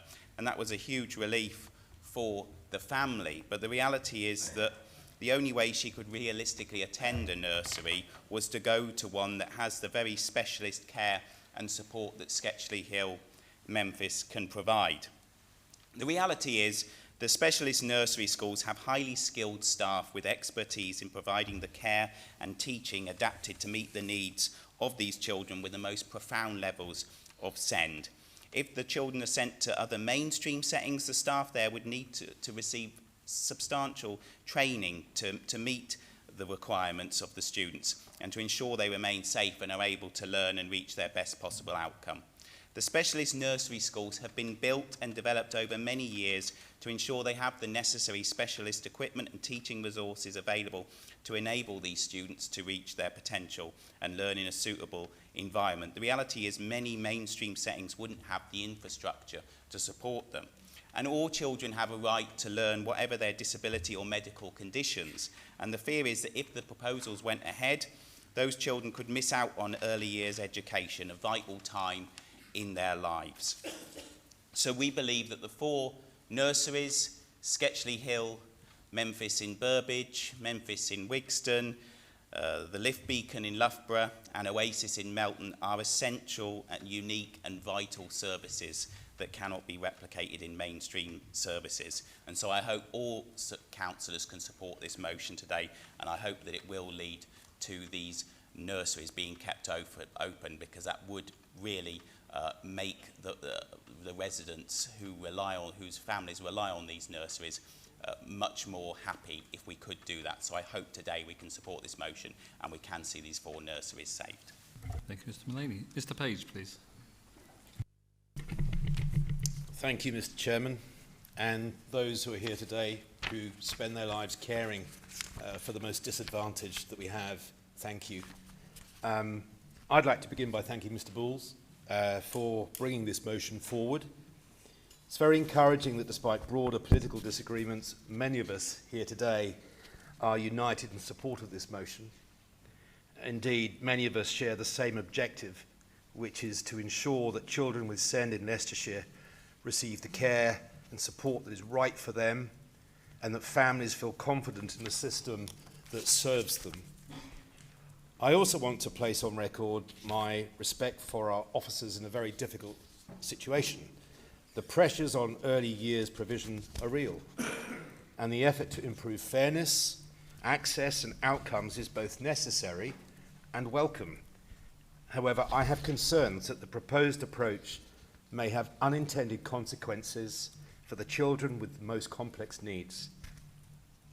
We are told that mainstream inclusion works well for many children with additional needs, and that is true. But we must be careful not to assume that what works for moderate needs can be applied safely to those requiring specialist equipment, clinical support, or highly trained staff. Inclusion is not a single model. It must be shaped around the child. Specialist nurseries support a relatively small number of children, but that is precisely because they serve those with the greatest needs. Their value cannot be measured purely in numbers or cost. They provide expertise, safety and dignity, and reassurance to families who entrust us with their most vulnerable children. Specialist provision does not isolate children. It equips them with the support they need to engage in the wider world. That value means little if families cannot access it when they need it. When specialist provision depends on securing an EHCP, families can face delays and uncertainty at the very moment early intervention matters most. Processes designed to support children must not become barriers to timely care. There is another dimension we mustn't overlook. Specialist settings do more than support children. They sustain families. They create communities where parents facing similar challenges can share hard-won experiences, practical advice, and simple understanding. Without that network, many families become isolated, overwhelmed, and invisible. Reducing or removing these settings does not just change provision, it removes a lifeline that strengthens resilience and keeps families functioning. I recently visited Memphis and Wigston, and what I saw was a calm, highly skilled environment delivering exactly the kind of specialist support some children need. It is something Leicestershire should be proud of, because not every county has that level of provision. No one disputes the importance of inclusion, but inclusion must be appropriate, safe, and responsive to the full range of needs we serve. Before we make significant changes, we must be confident that any new model will strengthen, not weaken, support for the most vulnerable and their families. I believe that in respect of these proposed changes, the administration has simply got it wrong, and it should withdraw these plans. Instead, I suggest that it should be looking at how we might expand specialist SEND nurseries across Leicestershire, quite the reverse of what's being proposed here. I support the motion, and I hope you will too. Thank you. Thank you much, Mr. Page. Mr. Charlesworth, please. Thank you, Chair. Wigston Memphis falls in my ward. I visited last week, spoke to parents, governors and the staff, saw what they did and understood what they did and the highly specialised nature of the services they provide, which they've been doing for decades now. Yes, I appreciate SEND provision is costly. But I've been told by officers this isn't about cost. This is providing a better service. But I'm not convinced. And I'm afraid parents aren't convinced either. One of the reasons in the paper was travelling. Every parent I've spoken to, whether they come 8-10 miles to Memphis Wigston, couldn't care less about how far they travel to get to that place. They want to be in that particular place with their particular child getting their particular needs addressed. Quite simple. I know that LCC has nearly 600 children in private and independent SEND settings, some of whom, private companies, quite frankly, are taking the mickey. The money they charge for these services is outrageous. They're a profit-making organisation. I won't mention names or companies, but it goes on. The government is doing a huge amount of work around SEND provision. Let them finish what they're doing before we start fiddling with something we may have to alter later on. It seems sheer madness that we're doing it now while there's so much stuff going on at the top of government. I know it's been delayed by another 12 weeks. Let them finish what they're doing. I am very angry about the process of this. We all received an email from an officer saying that we're looking at this service and we're starting a consultation. That is not the appropriate way to do things in this authority. This should have come to Children and Families Committee. We should have been told that officers have got this proposal to put forward. We should have seen the consultation, and that committee should have approved it before it went out. It's been wholly inappropriate the way this has been handled. Everybody's been put on the back foot, and that's unacceptable. So here we are, having to deal with this today. Very angry about this, very angry indeed. I would like to make a slight change with the consent of the proposer and the seconder on the first paragraph right at the end to read, in the county should continue to be supported in their current form, because I believe it leaves it open to changes that could be made And I want to be absolutely clear that these places hubs continue in their current form until members here decide otherwise. Thank you, Chair. Thank you, Mr. Charlesworth. The mover and seconder, do you accept that amendment? Yeah, more than happy to, Chair. Yep. Yes, happy to accept that amendment. Okay, thank you. It's accepted. Okay, we're on to Mr. Poland. Thank you, Mr. Chairman, and thank you very much, Mr. Bulls, for bringing forward this motion. The 4 specialist SEND nurseries in our county are not only a vital provision for some of the most vulnerable children in our county, but also their families. What we have in those nurseries is a centre of specialism, dedicated staff who are knowledgeable in how to care for vulnerable children. They are a community, the staff, the children, the families, that come together to support one another and share experiences. As I think Mr. Page said, together they don't feel so alone. So this is why I think we should really, as we are, is really make statements today saying what an important provision these are. And I would be deeply concerned if the future of them was affected. I do have concerns as well about the idea of taking out care for what can be profoundly disabled children to mainstream nurseries that maybe don't have the specialism for that. This is not in any way to decry mainstream nurseries. I've got 2 children. My eldest is 9 and he's got special educational needs. He went to a mainstream nursery, and I'm going to give them a shout out, Charnwood Nursery in Durmaston, who were excellent for him. They could not have cared for him better. They identified things that we needed to know. They brought in specialists. They were truly excellent for my son and gave him an excellent platform in order to build on when he got to school, who were equally excellent, by the way. So this is not in any way an anti-mainstream nursery situation, but I also know the amount of time that my son used to take up with the nursery teachers. And with the best will in the world, if they're spending time with my son, that's time they weren't necessarily spending with other children who maybe didn't have needs at the same sort of level as he had. So if we get to a situation where profoundly disabled children are going to mainstream settings without the funding following them, then what we potentially have is a situation like that, but even on an even bigger scale.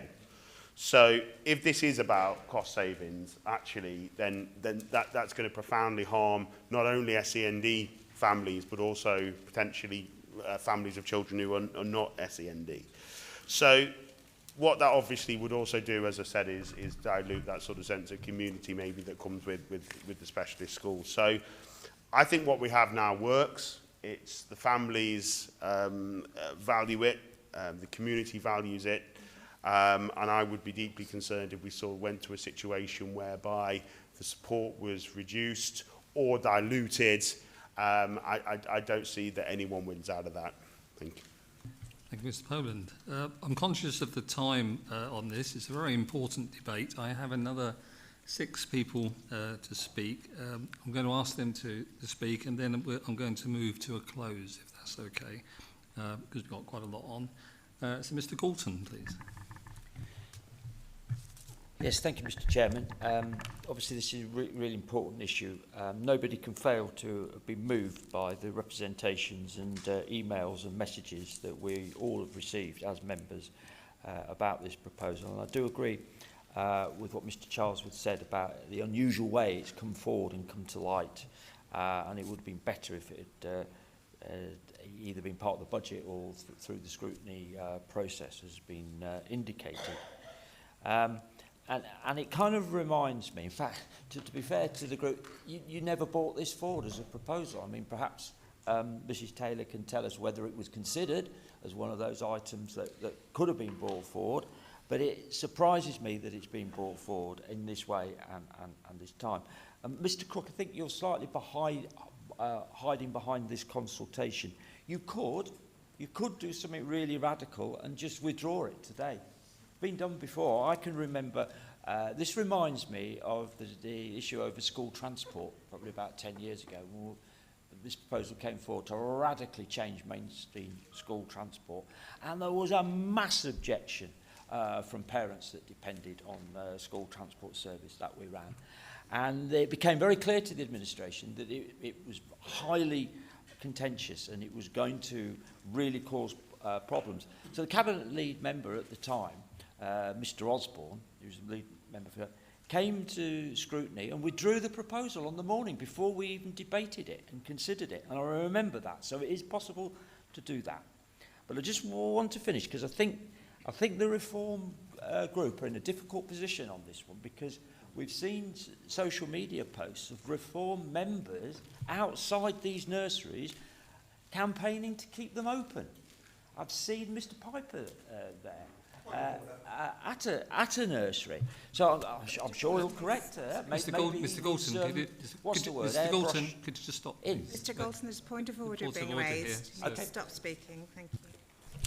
Yes, I went and I visited, and yes, there's a photograph That's not of a me. point of order. I think you're talking about a point of information, just to make that absolutely clear. Yes, the thing is that I went there for to learn what was happening, not necessarily to support. My opinions are perfectly open, and I went there as a fact-finding thing. So to suggest that I was there supporting it is wrong. Okay, well, if that's the case, I'm glad you've clarified. Thank you, Mr Chairman, for that. But I think you're in a difficult position if you actively take part in social media or on something. And I think the Reform group are in a difficult position, and I sense that a number of them are unhappy about this proposal. So really, the quicker it's taken off the table and withdrawn, I think you'd be doing yourselves an enormous service and good favour. Thank you very much, Mr Galton. Chairman. Thank you very much. Who's next? Mr Bray, please. Very briefly, I might make a very similar point. I'm the county councillor who represents part of Burbage. A number of my constituents from Hinckley and Burbage use the nursery in Burbage, and I do agree with my colleague here. I do urge the Reform administration to pull this consultation with immediate effect. It is absolutely crystal clear that there is not a majority or anything like in this council for these nurseries to be closed. So I would urge them to end the anguish and the uncertainty and pull the plug on this today, because anything else, in my view, is just cruel. Thank you, Chair. Thank you very much, Mr Bray. Thank you. Mr Innes, please. Thank you, Chair. Thanks to Mr Bulls for bringing this forward. I've too have had many people from Melton approach me about this proposition, but I have to say we're in the middle of a consultation. I want to find out about what the residents of our county feel about the ones that are for and the ones that are against this proposal. I want to understand what's going on, learn from it, and once I have the facts in front of me, we then have the opportunity to say, yes, we support this, or no, we don't. I agree with a lot of people here that there is a deep feeling about this across the county, but there's a consultation going on. The consultation is there for a reason. I guess some are thinking this is a predetermined outcome.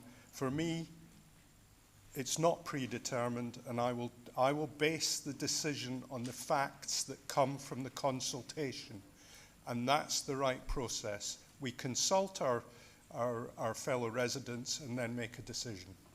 Thank you, Chair. Thank you very much. Mr Meyer, please. Cheers. Thank you very much, Mr Chairman. And Mr Charlesworth, well said. I think you're right. This should have come to the Scrutiny Committee. They should have had first sight of it and made their comments and feelings known. And I think this is the kind of comments that would have gone back to officers and to the lead member should it have come to that committee. And I think there we could have nipped this in the bud, I think. But it is where it is now. And Mr Innes, I'm not sure who out there is going to be in favour of closing down these 4 nurseries that provide such a vital service to the children, but also their parents as well. It is a literal lifesaver, these nurseries, and I think it's one of those where I want to, on behalf of the Labour group, support this motion, but ultimately the call to scrap the consultation and scrap this should happen. I think the feeling is known in this chamber, but also in the responses that you've probably already had as well. It's a no-brainer. You shouldn't carry on with this one. The feeling is such against this at all, and I think you should just, in essence, read the room on this one. Thank you. Thank you much, Mr. Meyer. Mr. O'Shea, please. Thank you, Chair. Like other speakers today, I fully support withdrawing this consultation. When I was chairman, I visited nurseries with special education needs. I saw the work that these dedicated staff do for those vulnerable children. And to me, we are letting not only those children down, the families down, we're letting the staff down. We should be looking to support those staff. We should be looking to support those vulnerable children. They are the most vulnerablest in society that need our help. I was a governor for 30 odd years, and in the end I was a vice chair. I became a special education needs governor because it's important. It's an important part of the school. I worked in mainstream schools. I've got an autistic grandchild. To me, I know what it's like. But looking as a mainstream school, you would never be able to cope with these children and their complex needs. They need these special nurseries and they need those dedicated staff. So I support this, and thank you, Mr. Bowles, for bringing it. Thank you very much. Mr. King, please. Thank you, Chairman. Support this motion and agree with all the comments that my colleagues have made. At a recent scrutiny meeting, the leader said there would be no service cuts as part of the efficiencies that we can touch and smell. SEND is one of the biggest issues that I have that comes into me to deal with, and of course it's right that we do look at the value for money of all the services that we contract and everything, but what's concerning to me is that cuts to this provision, these nursery schools provide essential respite to carers and other family members when the child is at the nursery school. It's about the whole family. It's about providing support and care to the whole family unit. And there's a saying which I'm going to ad-lib a bit. If it looks like a cut, smells like a cut, it's a cut. Thank you very much. Thank you very much, Mr. King. That's the end of the question taken there. So back to Mrs. Taylor, please. Thank you. And thank you for everyone for their comments, and thank you for bringing this motion and for allowing me to second it. I do appreciate that. Mr. Galton, just to answer you directly, it wasn't brought to me when I was lead member, and I would have challenged the proposals in the background and would have rejected it before it came to consultation. So just to confirm that. So I visited the Memphis nursery in Wigston with Mr. Page recently, and we heard directly from the governors there about the work that they do. And I have visited the nursery before when I was lead member, so it was good to go back there. These are really vulnerable children and their families, and they're unlikely to attend mainstream schools in the future. So the argument that they're going to a setting in their local area sort of falls down at that point, because we don't have specialist schools in all our local areas. These children cannot be dealt with in a village hall. The pressure that would put on staff is unsustainable, and the impact on other children in those mainstream nurseries is huge. While staff are dealing with children with additional needs, all those other children will be left behind and they won't get the attention that they deserve and what their parents are probably paying for. So I just can't see it being sustainable. So these parents that have these children, really vulnerable children, so they become a support network for each other. So the families support each other. So it's far more than just a specialist nursery. They are lifelines for some of this family. And I met a parent governor there when we went to there, and I think she said her son was now 18 and wanting to go to university, and the only way he's been able to get to that point is because of the support he's had for Memphis. And when she said to me, I've probably been out with my husband on her own 5 times, and the whole time her son has been alive, just broke my heart. So these are really vulnerable children. And I'll come on to the parents' feeling about their children. And I believe there are other options that we can look into, and I hope the lead member visits these nurseries very, very soon to see what they do. I think, he should have been there before, but it's up to them what they do. But I think it's the wrong way forward, and I hope the Cabinet rethinks these proposals and look more closely at what other options are available. I think I agree with the comments. This proposal should just be withdrawn. So I have been contacted by hundreds of residents and families so far to share their concerns with me and ask what I can do about it. And I think they understand that I understand this area of work very deeply as a previous lead member, so they have trust in what I can do to support this. The huge worry for parents and carers of these children attending these specialist nurseries are that they would not have the confidence to send their children to mainstream nurseries. They would not send them. So where will they go? They'll go nowhere. They will stay at home. So what does that mean for those children and families? More pressure on families, parents breaking down, and then the pressure is applied in the social care side of the council budget. So it just changes this from crisis from prevention. I just don't see how this service cut is going to make any difference. I think it will end up being more expensive because families will just break down because the pressure is unbelievable. The best way to help these families is prevention and support them however we can, however much it costs, and ensure that they're provided for. I would also urge the lead member to answer my 10 questions I sent to him urgently over 4 weeks ago. The delay in not answering those questions for my families and residents that have contacted me is not acceptable, and families need answers. Thank you. Thank you, Mrs Taylor. Mr Balls, would you like to come back? You're right to reply. You have 10 minutes. Thank you very much, Chair. And I'd like to thank every single member who spoke.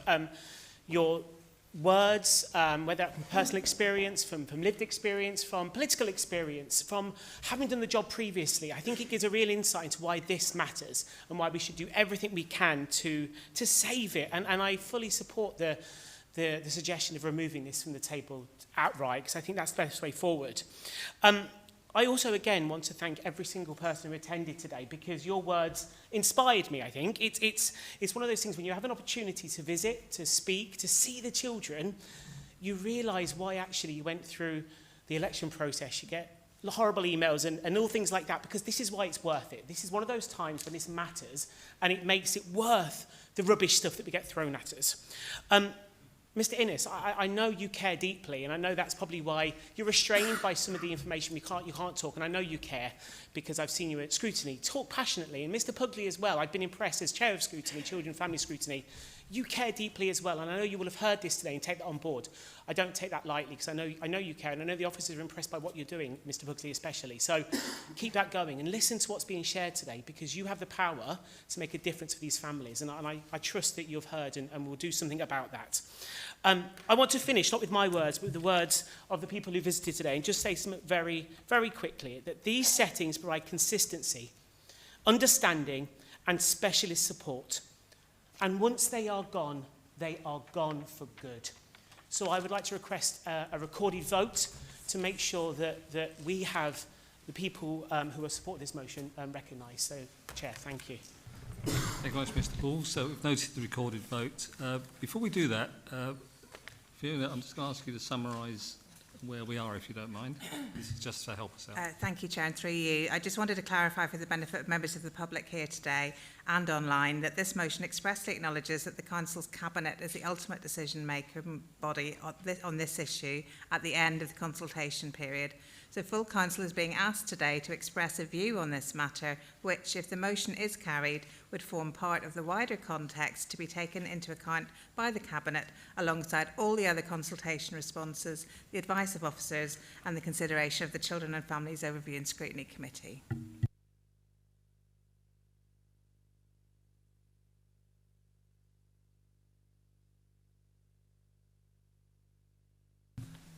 We'll just do a quick check on the declarations of interest. If any members have any interest in these nurseries, then it needs declaring now.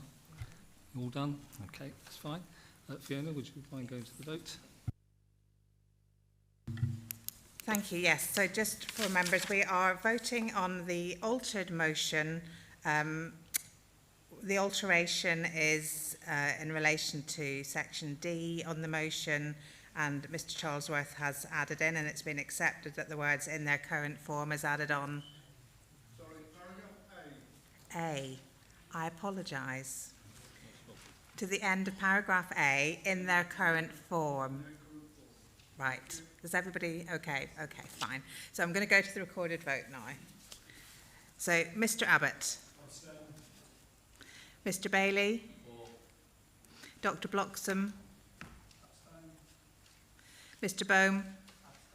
Mr Bowles. Mrs Bottomley.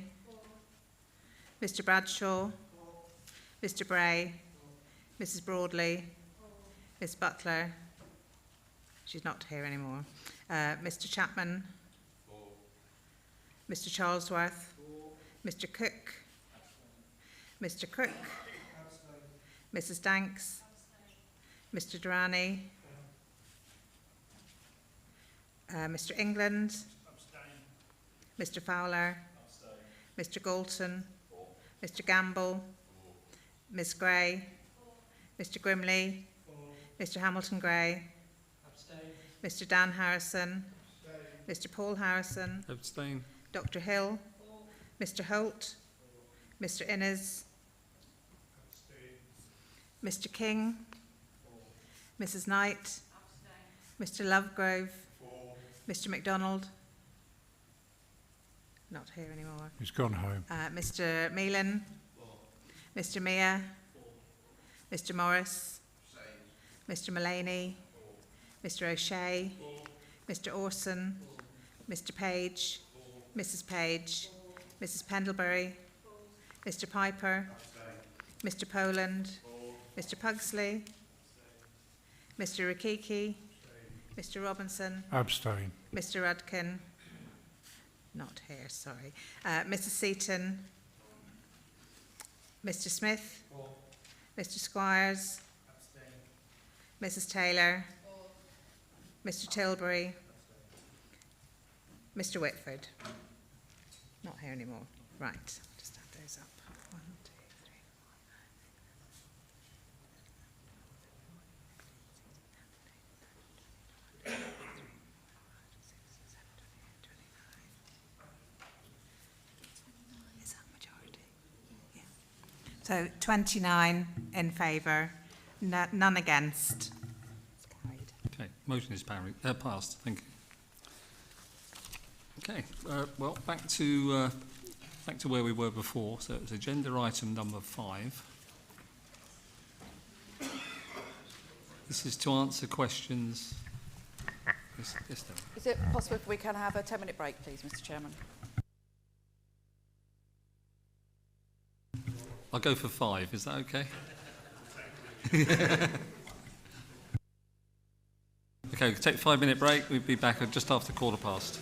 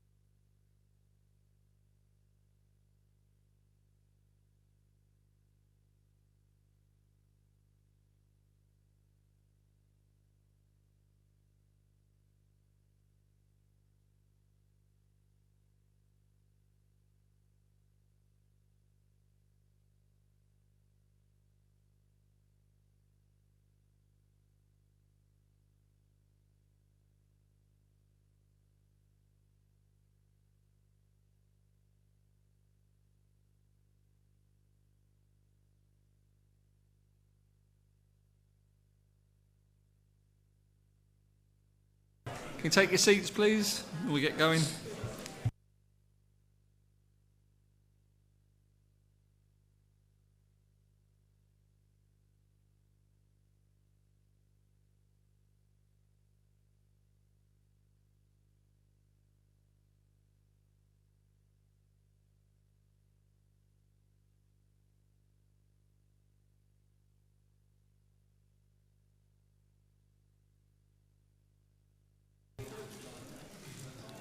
Okay, I think we can make a start now. So I'm going to go to the to dispose of business from the last meeting, basically. So it's agenda item number 6, report to the Constitution Committee. Okay, so this is a review of standing orders meeting procedural rules. So I'm calling Mr. Harrison to move the motion on the order paper. I move the order. Thank you, Mr. Chairman. Thank you, Mr. Harrison. Mrs. Taylor, will you second? So I was the leader's position statement next. Mr. Chairman, because of the lateness of the hour, I thought I'd indulge you and all by saying, will you please take it as read?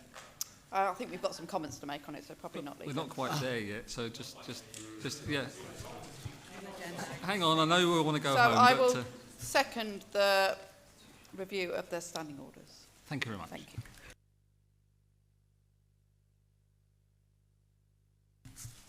I will now open up the item for debate. No speakers, shall we agree? So there's no speakers, so we will take a vote on the matter. Is it agreed? Is it agreed? Agreed? Yes, okay. Thank you so much. So the motion is passed. Agreed. Yeah. Agenda item number 7, to receive position statements under Standing Order 8. So the leader, I now invite the leader to make a statement. I was thinking, Mr. Chairman, because of the lateness of the hour, not to indulge myself or the members by letting that fall and move on with our business so people can go home. Okay. Yeah. Open up to speakers.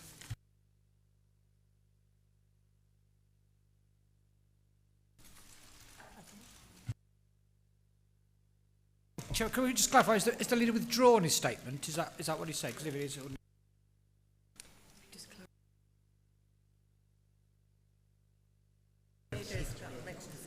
Okay, we're just clarifying Mr. that. Chairman, I was basically saying if you could take it as read to try to not indulge and to give everybody a chance to get away. I mean, the lateness of the time. Thank you.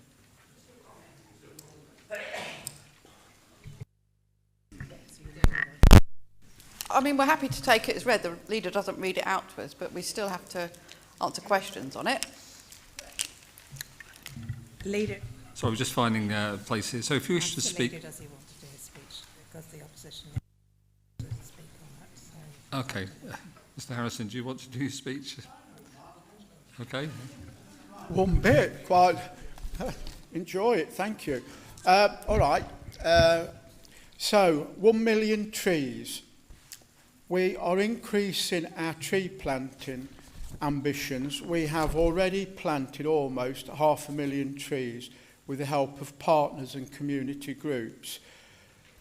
Building on our existing pledge that we now want to plant 1 million trees by 2032. Leicestershire is one of the least wooded areas in the country, with only 6% of woodland coverage, significantly below the national average of 10%. For England, this is something we're determined to change. Our tree management strategy will guide this work and help us tackle the challenges such as ash dieback.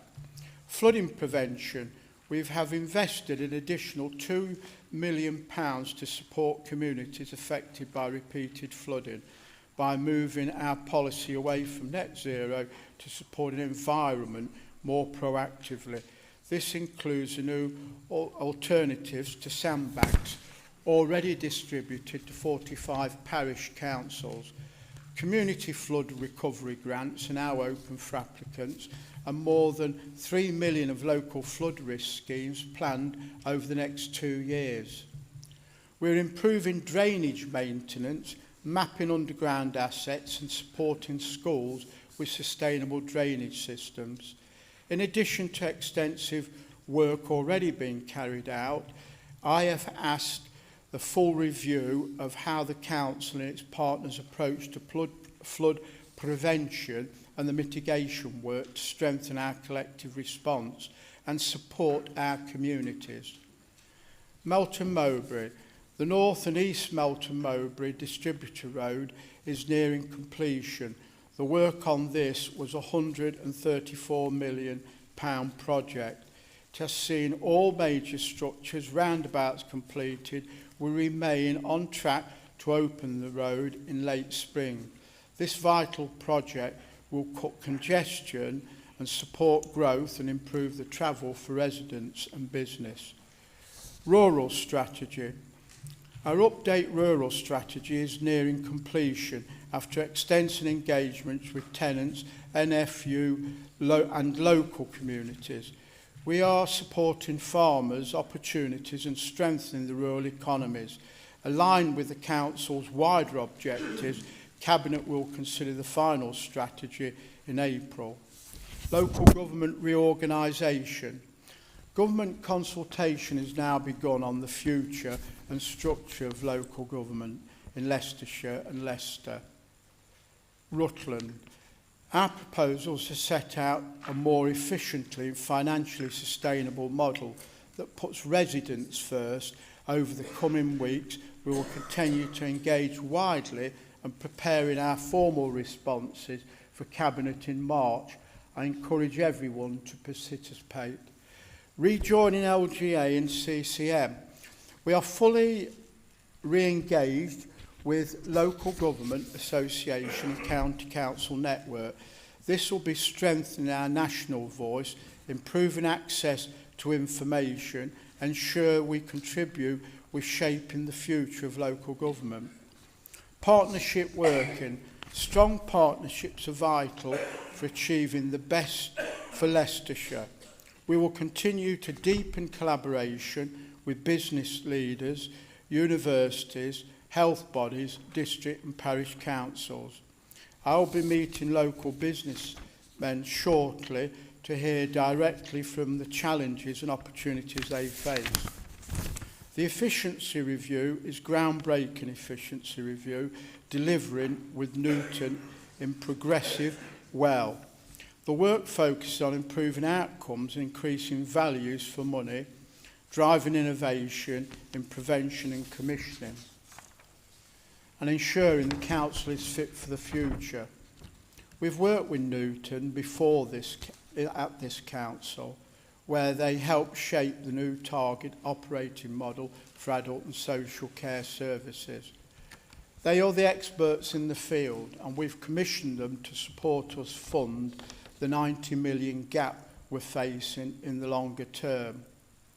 I'm also, as I said in my budget speech, Newtons have already identified 4.5 million in savings already included in the budget. We are very confident that working with Newtons will achieve the great things.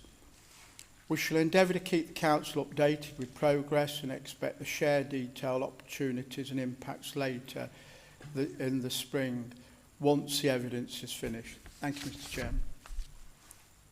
Thank you, Mr. Harrison. I would now invite members to speak. If you wish to speak, please raise your hand and I will then call you to speak. I will invite Mr. Meyer, Mr. Mullaney and Mrs. Taylor as leaders of opposition to speak last before the leader's right of reply. Does anybody wish to speak? Okay. Mr. King, please. Yeah, thank you, Chairman, and I thank the leader for his position statement. And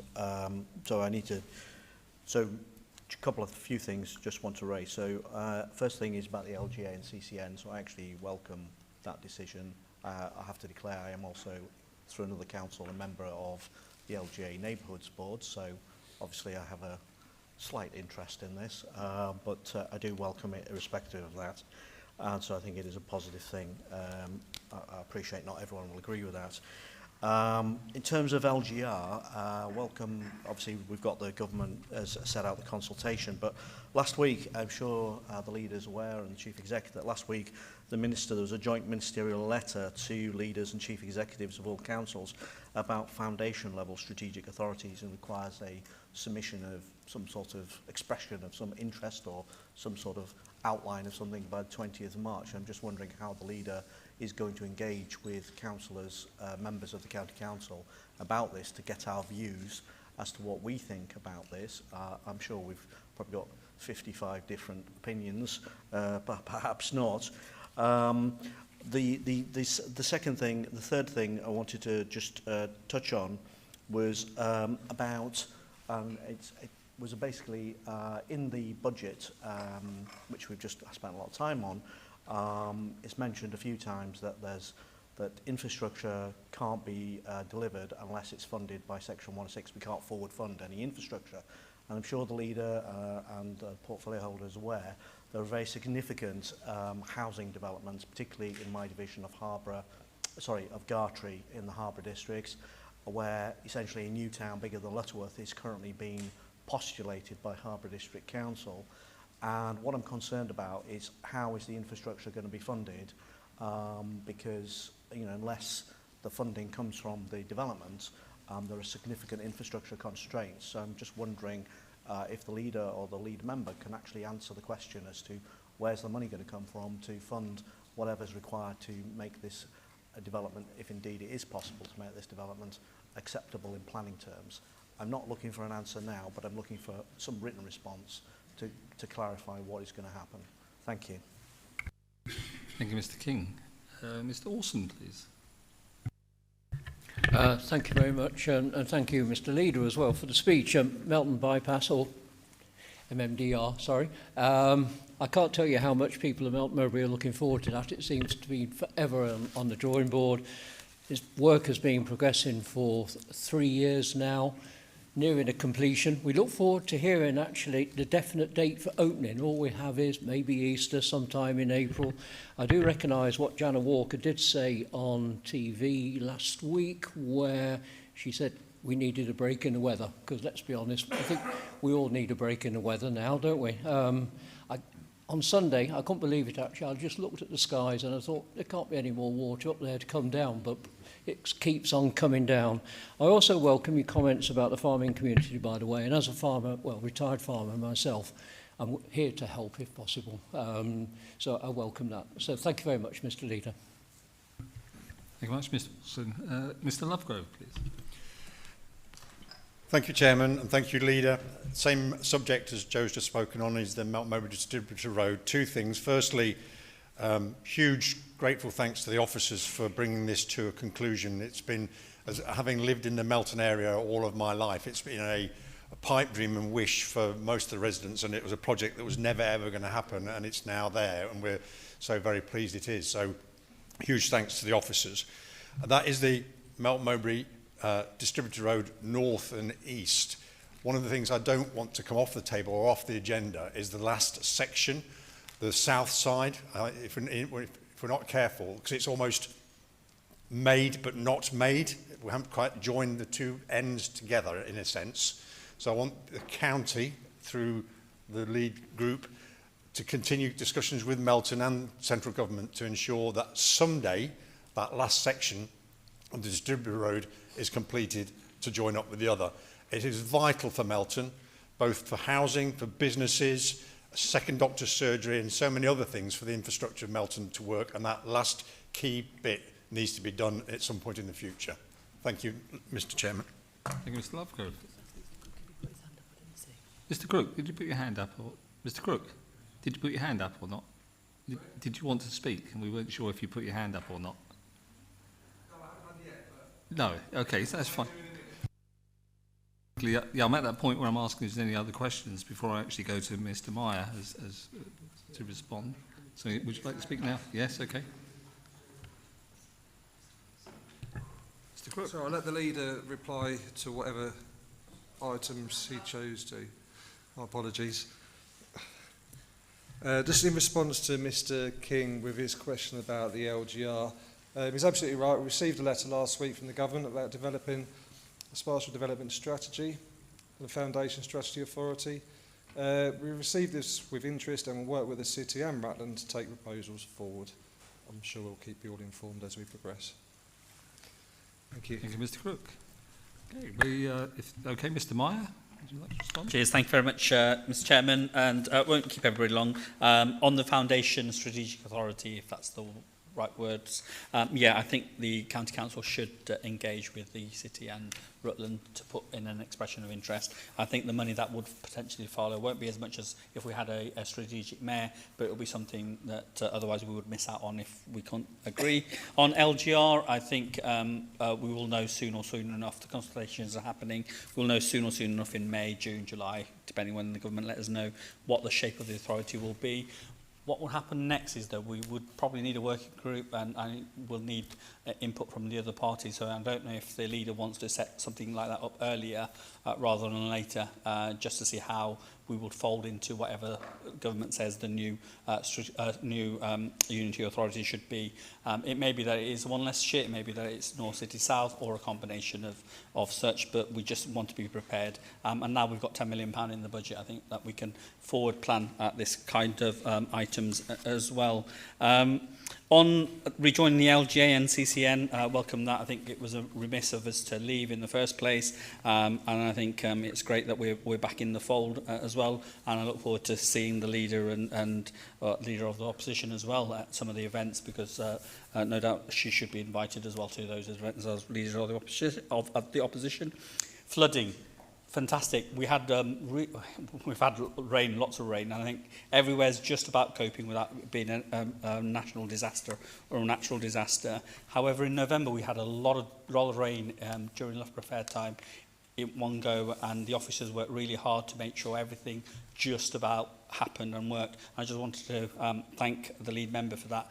Our officers worked really well, Chalmers officers with Leicestershire County Council officers, and the signings went up and all the rest of it went up. But one thing I want to thank the lead member for is giving the delegation to the flood volunteers, and that's helped and worked around the A6, especially around Sileby, Mount Sorrel and Corn. That's worked really well. They've got on with it. They know they've got that little bit of extra authority. So that's kind of worked well. So some feedback, immediate feedback on that one as well.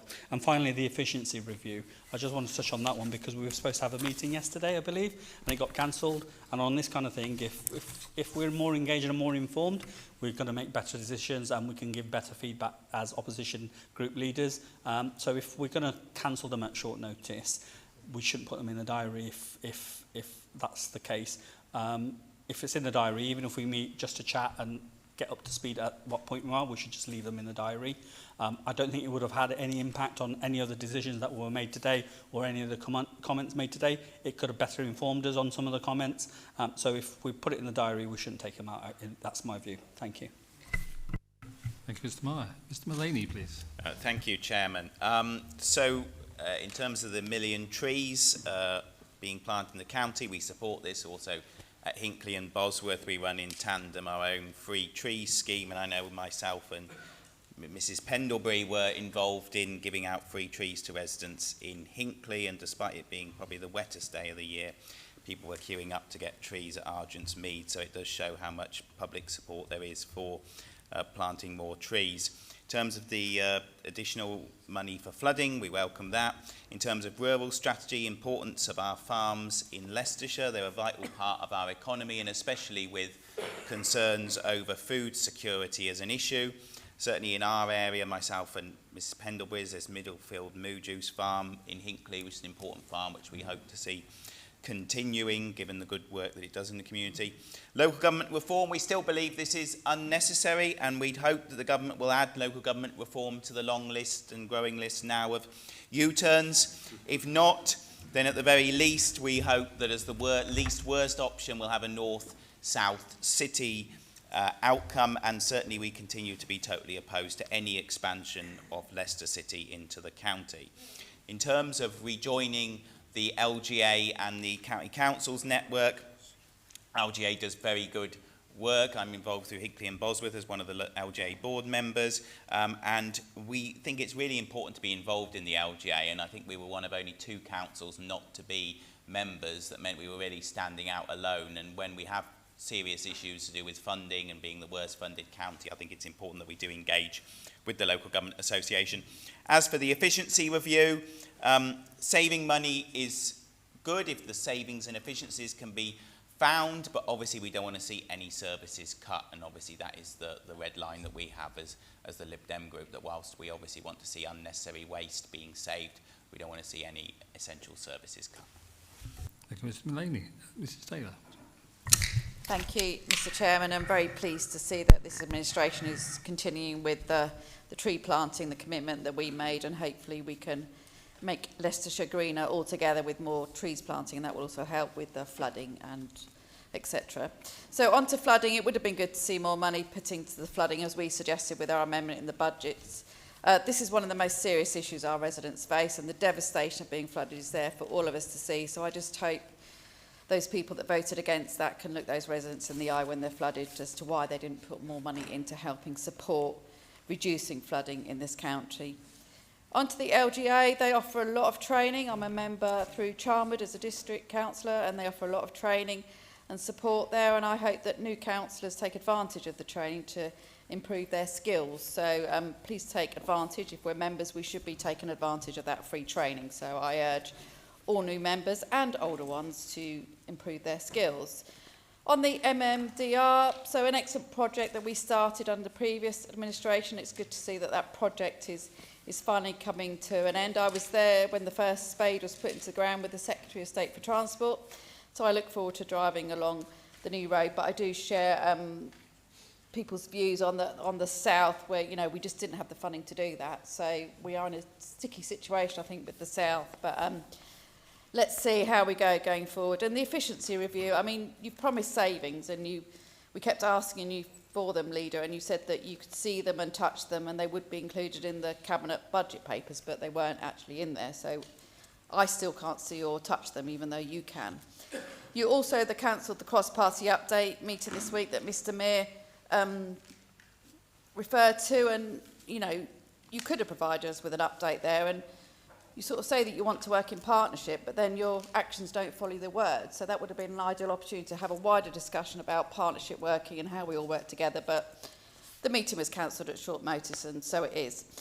So, we'll just see how that continues. Obviously looks like the can's being pushed down the road as we continue to have a £15 million gap going into the next year. And there is real concerns, I think, from all of us that using reserves to plug that 15 million gap with no savings that we can see or touch is a real concern for us. So I hope the Leader doesn't cancel any more meetings and does work cross-party with all the group leaders going forward. Thank you, Mr Chairman. Thank you, Mrs Taylor. I now invite the Leader to respond to the comments that have been made. Thank you, Mr Chairman. I think members generally are concerned about flooding, which is really key going forward. We put an extra 2 million into flooding. Don't forget that was never used before, but we've took it up as a major event. We're trying to select water wardens, people who are going to come in, and we're going to be funding that. So there's lots of initiatives going forward on this. The big thing will be going out and talking to the sort of water authorities and highlighting. So the beginning is getting proper research, getting all the details together so we know what we're doing, and we're not just saying, oh, can you help us here, where we've got to get it structured out properly to do it. And obviously that's a cost to do that. But these are really important things, and you can tell by us starting this, we deemed it important. We don't want to see homes flooded in this day and age. The problem is it will cost money, but we're only able to go so far, but it will be the water authorities once we've got that sorted. Over the new road being built, there's 1 or 2 people over there interested in that. Yes, we're getting close. Apparently the weather's not right for putting tarmac on, and they didn't want to start creating more problems. So they've got to get that bit right. The next thing, you'll have to sort of write down and let me know the detail of what you're asking, and what you think we could do as an authority, whether we're there just to negotiate with people or what we can do, or try and search out funding. But, you know, more than happy to do that. Mrs. Taylor, I was sorry it was abrupt, but we're in the middle of, as you can imagine, our first actual budget, and we were, you know, it was a fairly heavy job to do, so my apologies. It wasn't meant to be insulting in any way. Now, talking about the review and everybody saying what it is, I've already stated in my first comments earlier on, we've got a 90 million gap. They believe they can fill it, and I'm confident they will. So that's potentially where we are. We think we'll get 90 million.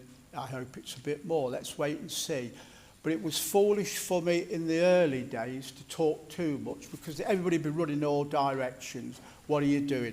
They're here, they're doing it. But I want to talk to you a moment about this, because it's really important. I've learned so much, and I was quite amazed. You think, well, you've got to do this, got to do that, and cut this, cut that. They were started off with the prevention. So what we're looking at is people coming in needing services. How do we help them to stop them knocking on the door? So that was a real innovation. There's different things of that level. No, you might giggle, but when you look at the numbers and they explain it to you, what it means to the services, to slow some of the services down by different interventions. So if people are likely to fall, or we can provide them with a frame, or we can provide them with support, they're not in a home costing £1,500 a week.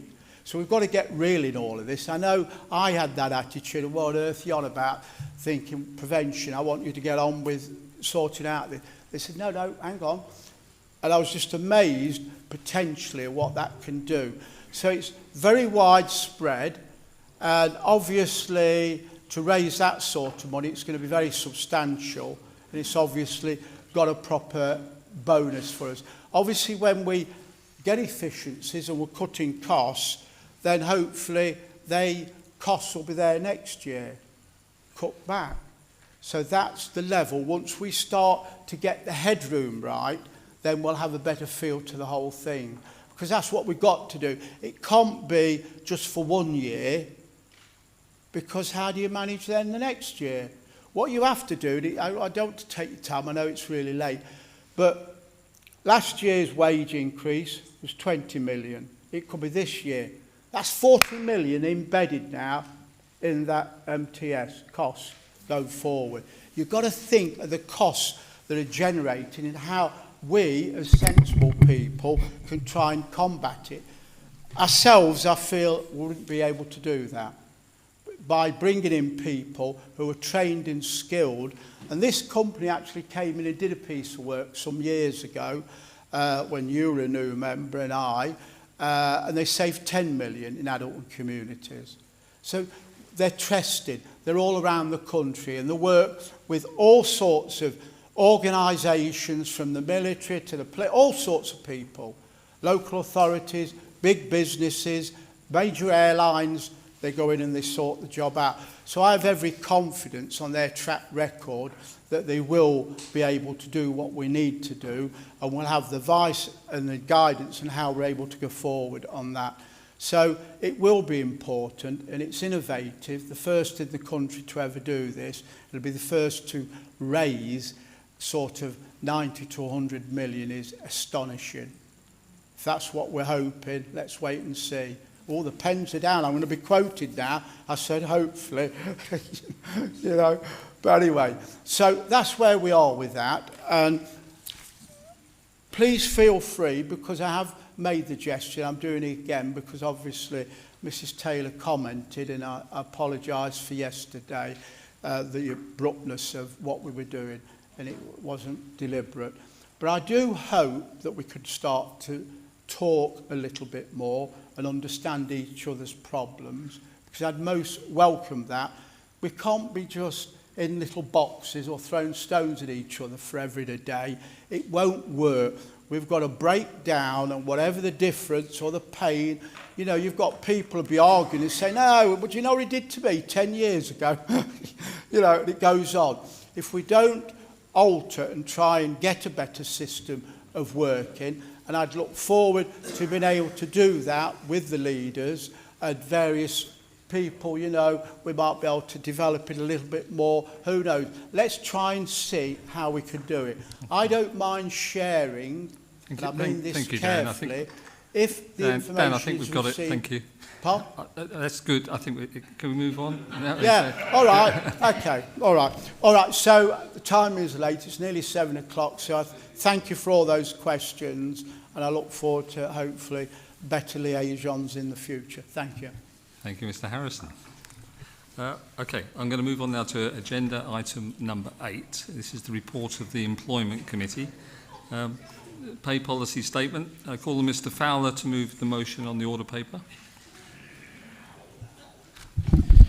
Thank you, Mr. Chairman. In the absence of the Chair and the Vice Chair of the Employment Committee, I'll be presenting the Council's pay policy statement as a member of the Employment Committee.